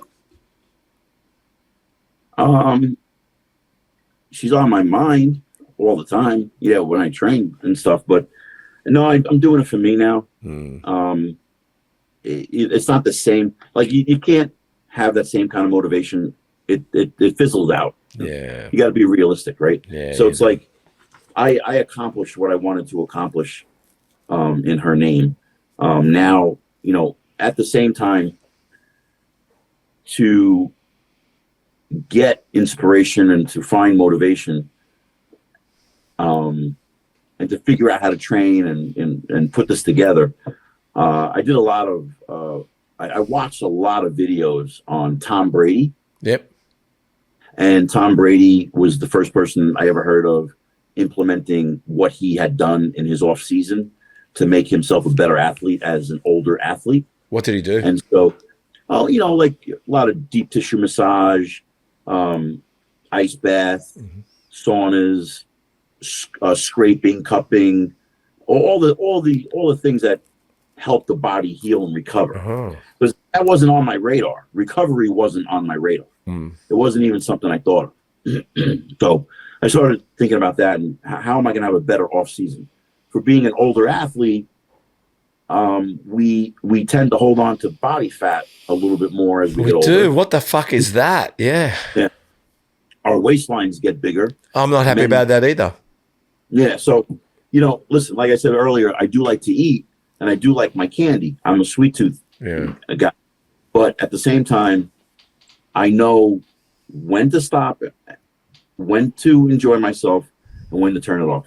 Yeah. And when to turn it on to eat better and, have a balance. Yeah. And that time frame of having fun is a lot shorter today than it was when I was younger. Yeah. So, I just try to have a great off season and it becomes easier to train for a contest. Yeah. So if I have a bad, I'm not going to lie, in this last few years, there was maybe 1 year where I kind of slacked off in the off season and it hurt me. Yeah. And I realized I can't do that again. And it's also a little bit harder to it's harder to come back from things like that when you let yourself go sometimes at our age. Yeah, big time. But as an Aries, you get a little cocky and you start to think, I got this. Yeah, no, 100%. Who's your favorite Olympian? Out of all the Olympians, who's your favorite? Winners or competitors? Let's go winners first. Okay. I have 3. Go for it. So Samir Bannout. Yep. Lee Haney. Yep. And Jay Cutler. Wow. Why those three? Their work ethic. Yeah. And I remember the story with Samir not being able to figure out how to get dry and tight. And he figured that out. And I always was impressed with that and the condition he brought. What was it? How did he do it then? How did he do it? I don't know. I don't remember. I thought maybe. Years ago. Yeah. Yeah, I read the article a million years ago. And then Lee Haney, just on sheer balance and everything. I mean, Dorian Yates is up there too. Yep. But Jay Cutler had an amazing body, didn't he? Yeah, and I met Jay Cutler a bunch of times, and I remember like seeing him for the first time, and he said, "Hey, Vinny, how you doing?" I'm like, "Holy shit, Jay knows my name." I love that. Yeah. So, but I always gravitated towards guys like Francis Benfato. Yep. Lee Labrada. So are these? So who are your favorite? Who are your favorite non-winning Olympians? Francis Benfato, Lee Labrada. If you remember David Dirth. No. Google him. I will. He's one of the. He's passed away, but he's one of the guys that was up and coming in the '90s. He was sliced and diced, and he was amazing. He did very well. Porter Cottrell, do you remember that? Yep. Kevin Larone. Oh, Kevin Larone looked amazing. Yeah. I'm not too impressed with the guys today. What's going on with the guys today? Not to say they're not great, but are we critiquing them because they're current? Will they be greats in the future when we look back, or do you think there is something missing today? And what I'll say by that is, do you think science is too involved? Oils, drugs,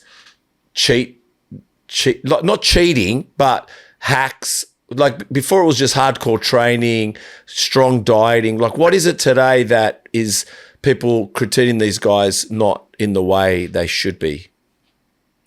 I can't say on a personal level because I don't talk to them and I don't know. I'm not in the room with them. Yeah. I don't know what they're right. So I can't say that, but I will say this. The one thing I do see across the board is from the day I started through the 2000s,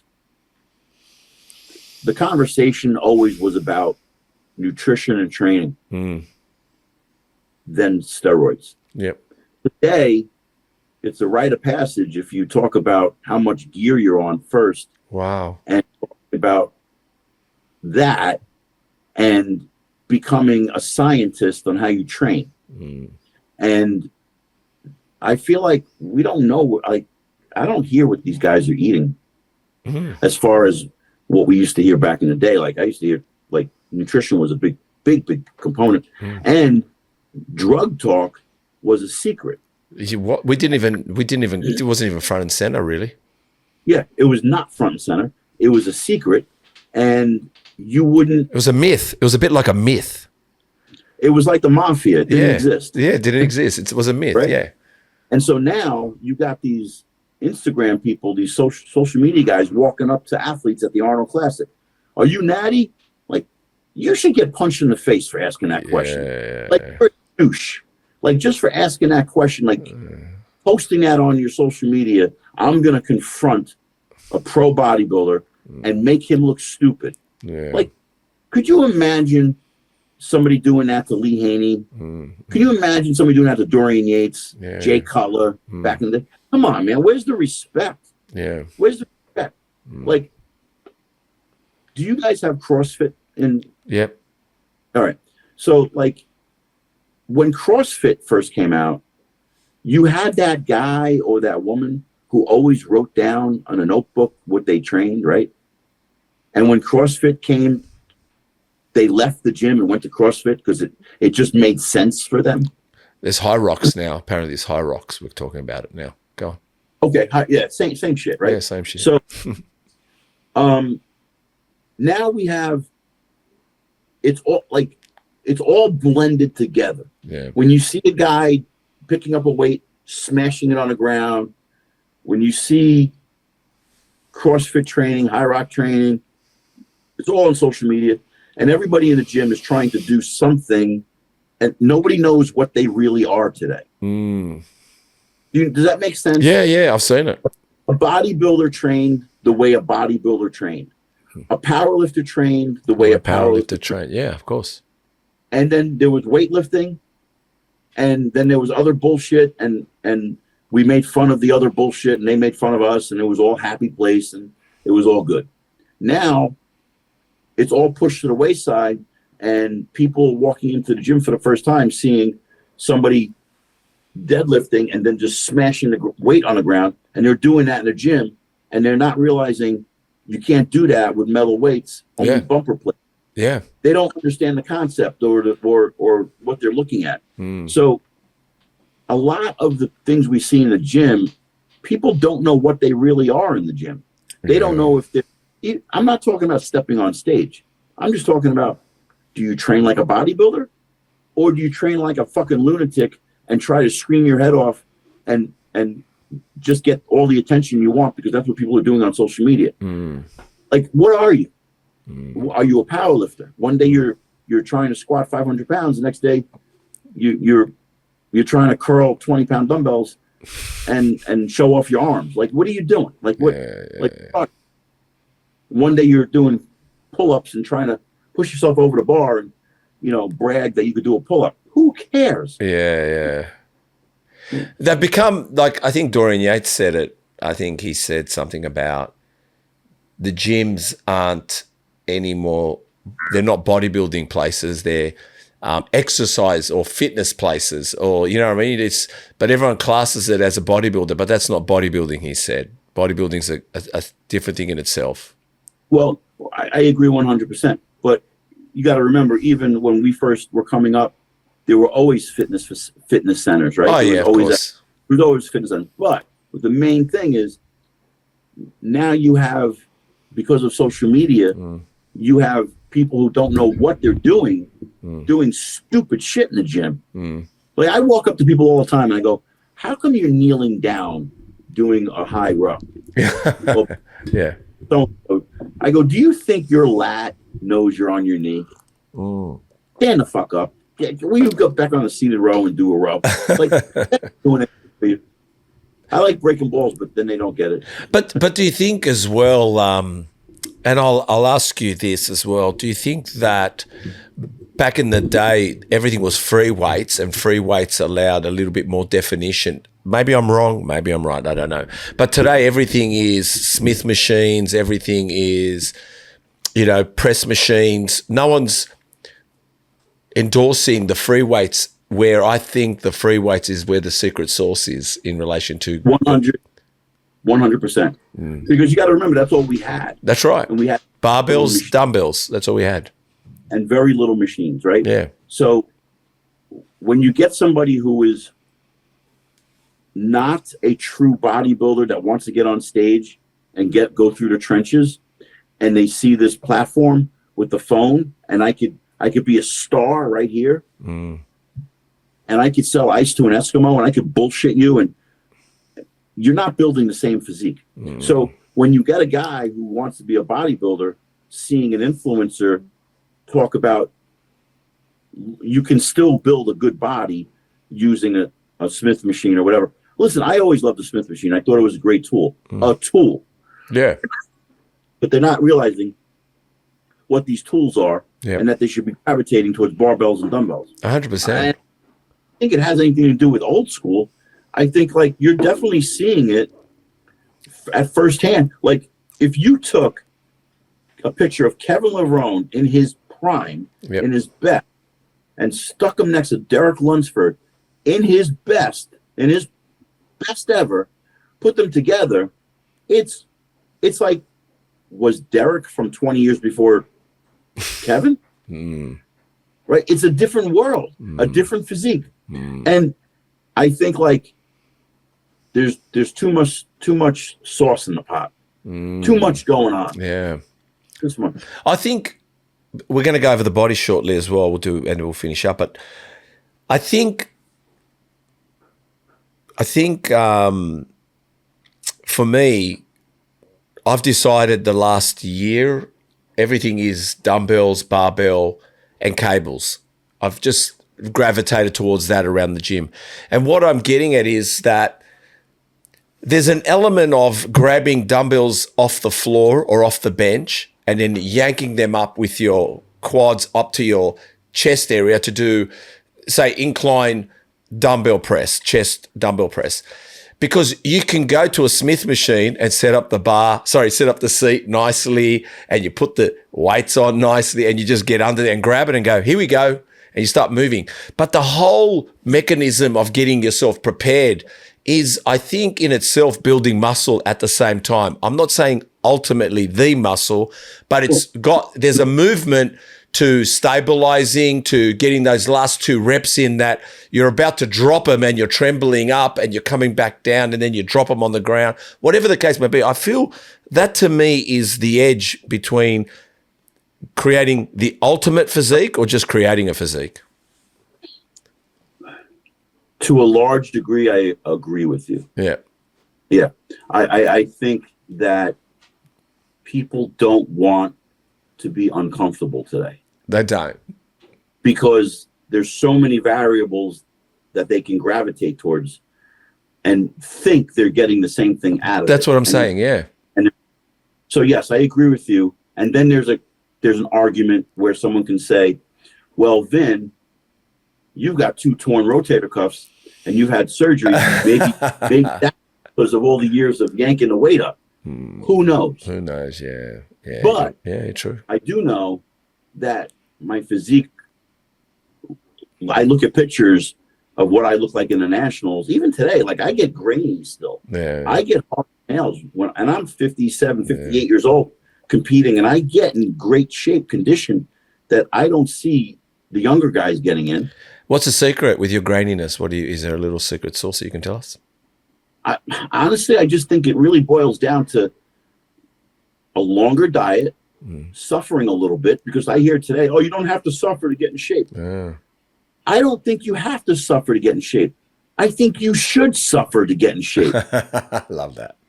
I think you should bring your body to the brink of depletion in carbohydrates over a period of time where you're literally a little like, oh, I got a headache. I don't feel too good.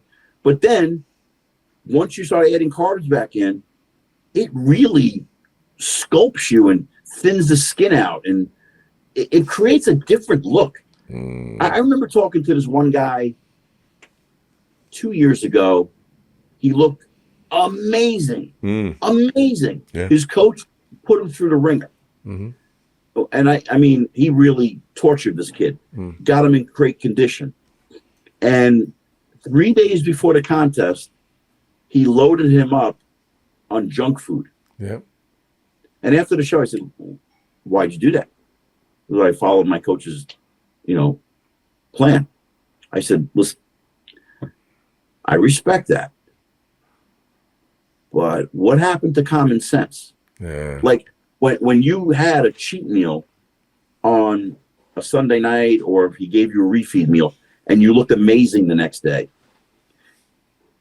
wouldn't you say then, if I kept doing this for 3 days, I'd look like shit in 4 days? Yeah, bloody ass. Why would you do that leading into a contest? I don't know. I lost my mind.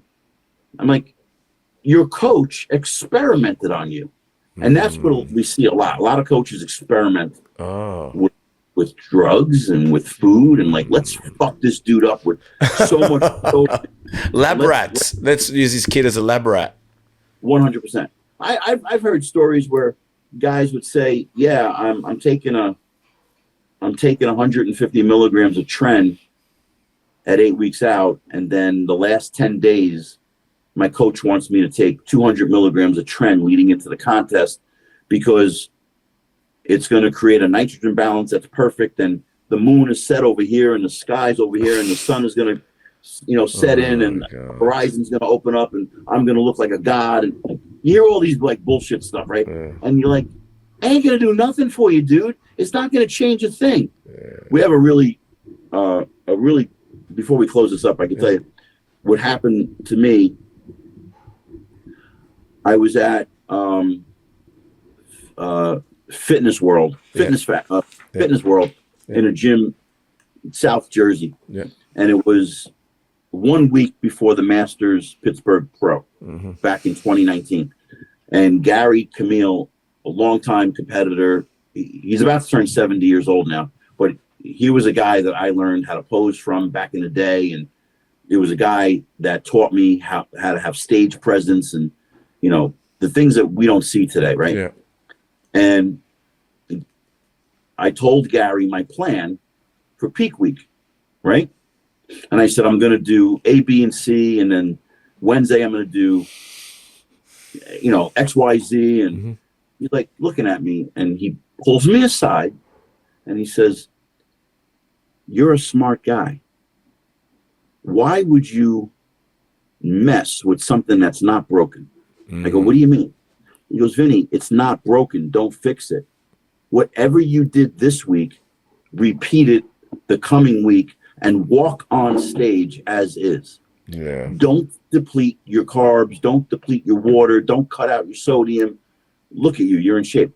And it was nerve-wracking. But I walked on stage at the Masters Nationals and I was on point because everybody else around me messed around with a diuretic, lowered their water, cut their sodium, and I didn't do any of that.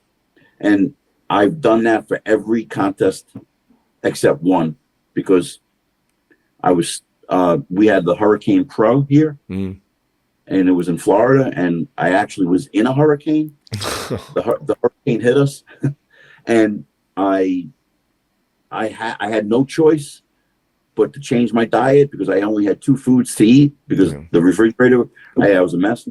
And that was the only time. And I actually did, I still won the over 50 at the time. I took third in the over 40. But yeah, all the shows I've done, I just walk on stage as is. I don't mess around with anything. I always see like clients have fired me because I didn't give them a peak week. And I go, but you just won the contest. What are you doing? Like, I want to go with another coach because he does peak weeks better. I go, I didn't give you a peak week because you didn't need it. But you won. I tell you what, it's amazing. Like I said, there are those that sell ice to Eskimos and they take it. Yeah, all the time. We see it all the time. All right, let's go over the body. This is where your personal training comes into it. I'm going to do one body part, an exercise. Just choose an exercise, sets and reps. You'll get it as we go. So traps. I don't do them. Don't do them. That's all right. Delts, side delts. I like laying on an incline bench. Yes. On my side. Yep. And like the old school Arnold used to do. Yeah, I saw that. I'm doing that as well. That's my go-to shoulder exercise. Yeah, I do that as well. That's an amazing exercise. Sets and reps, roughly. I always, for anything I do, once I'm into the warm-up, I always do at least one warm-up set, get acclimated, and I'm doing 3 to 4 working sets. Okay. And just to failure, I guess, to whatever your number gets to with the weight. I try not to count reps too much. Yeah, good. That's good. Rear delts. Bent over dumbbell laterals. Nice. Front delts. Sure, presses. Presses. Back. Barbell rows and one-arm dumbbell rows. Oh, nice. Chest. Because I'm so limited on what I could do, I've found that dumbbell floor presses are amazing for me. Dumbbell floor presses. Wow. Okay. Yeah, I'm just laying on the floor and just press from the floor. Let my elbows touch the floor and press back up. Nice. Okay. It works for me. Yeah. Abs. Sorry? I never do abs. Never do abs? Until it's showtime. Bicep? I would have to say, believe it or not, any form of concentration curls. Yeah, because today I can't do barbell curls all too much because they kill my shoulder. Yeah. So the anchors I have in my shoulder. So I can't do that anyway. I could do it. I can't go past like 40 or 45 pounds on a barbell. Not many people do the concentration curls. I love them. I know. Do you do them free hanging, or do you do them off your kind of in a quad area, T-drop area with rolling up? I do them all different ways. I'll do them like spider curls. Yep. I'll do conventional concentration curls, leaning into my leg, Yep. leaning over. I'll take an easy curl bar, Mm-hmm. and I'll lean over and put my elbows in my thighs Okay. and curl that way.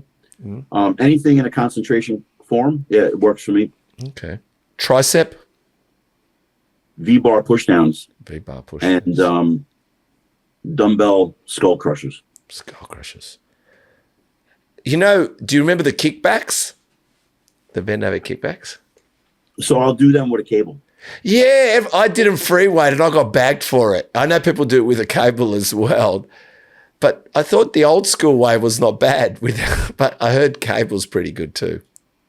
Well, I don't do the dumbbell because I have to support myself, and the anchors just take. The Just shoulder. gets tired before my triceps do. Got it. Forearms. Behind the back, wrist curls Ah, yeah, it's nice. with a barbell, Yep. Quads. squats, Hammies. stiff leg deadlifts, Stiff. Glutes. or I don't do them. And I've never done an exercise for them. I mean, squats take care of it. Yeah, I know. I've bagged the hell out of the glute exercise for years. I've tried to back off now. But calves. I pick whatever's available, but mostly it's the leg press. Mm-hmm. I do calf raises on leg press, Oh, yeah. Nice. and I'll do them after leg day at the end. And tibialis, which is the front of the calf. I've never done an exercise for it. Well, Vinny Galanti, tell us where we can find you. Where can everyone find you? What's your social media? Tell us, where can we find you, mate? On Instagram, it's at Galante_fitness. Yep. And I'm on Facebook also, Vinny Galanti. Vinny Galanti. Yeah, I don't have anything else. For me, I think that like if you look at my Instagram since the Masters Olympia, I've backed off a lot on my own training. I put a lot of my clients up. Yep. And because it's really a distraction, I think. Yeah, and yeah. I don't do very well with it. In the sense of like It takes a lot of work. I gotta go video myself right now. It's bullshit. I gotta train. I got to train. Yeah, so I'll put stuff up. I just haven't done it in a while. As much. Yeah, it takes a lot of work, man. Trust me, it exhausts me when we have to put something up there. Well, mate, I just want to say thank you so much for coming on the podcast. I really appreciate you. Yeah. Oh, no, man. Like I said, and I'm so grateful that you said yes. So again, thank you so much. Thank you, and I hope to be back. We'll get you back on, man. We'll talk a little bit more. Maybe when you do your Masters Olympia in well, it's a long time away, but, we could recap what it was like getting towards that and winning it. There you go. All right, I like that one. That's an Aries. We don't think anything else. Thank you. Have a good night. You too, man. Hey, guys, another podcast done with another wonderful guest. They're all greats, no matter who they are. So, to continue what we're doing and to keep supporting you and bringing the very best, if you could subscribe, hit the notification bell, press like, it only helps us to grow this channel even further. We really appreciate the support. Thank you for watching this podcast. Thank you for watching all podcasts. Thank you for subscribing. Thank you for liking.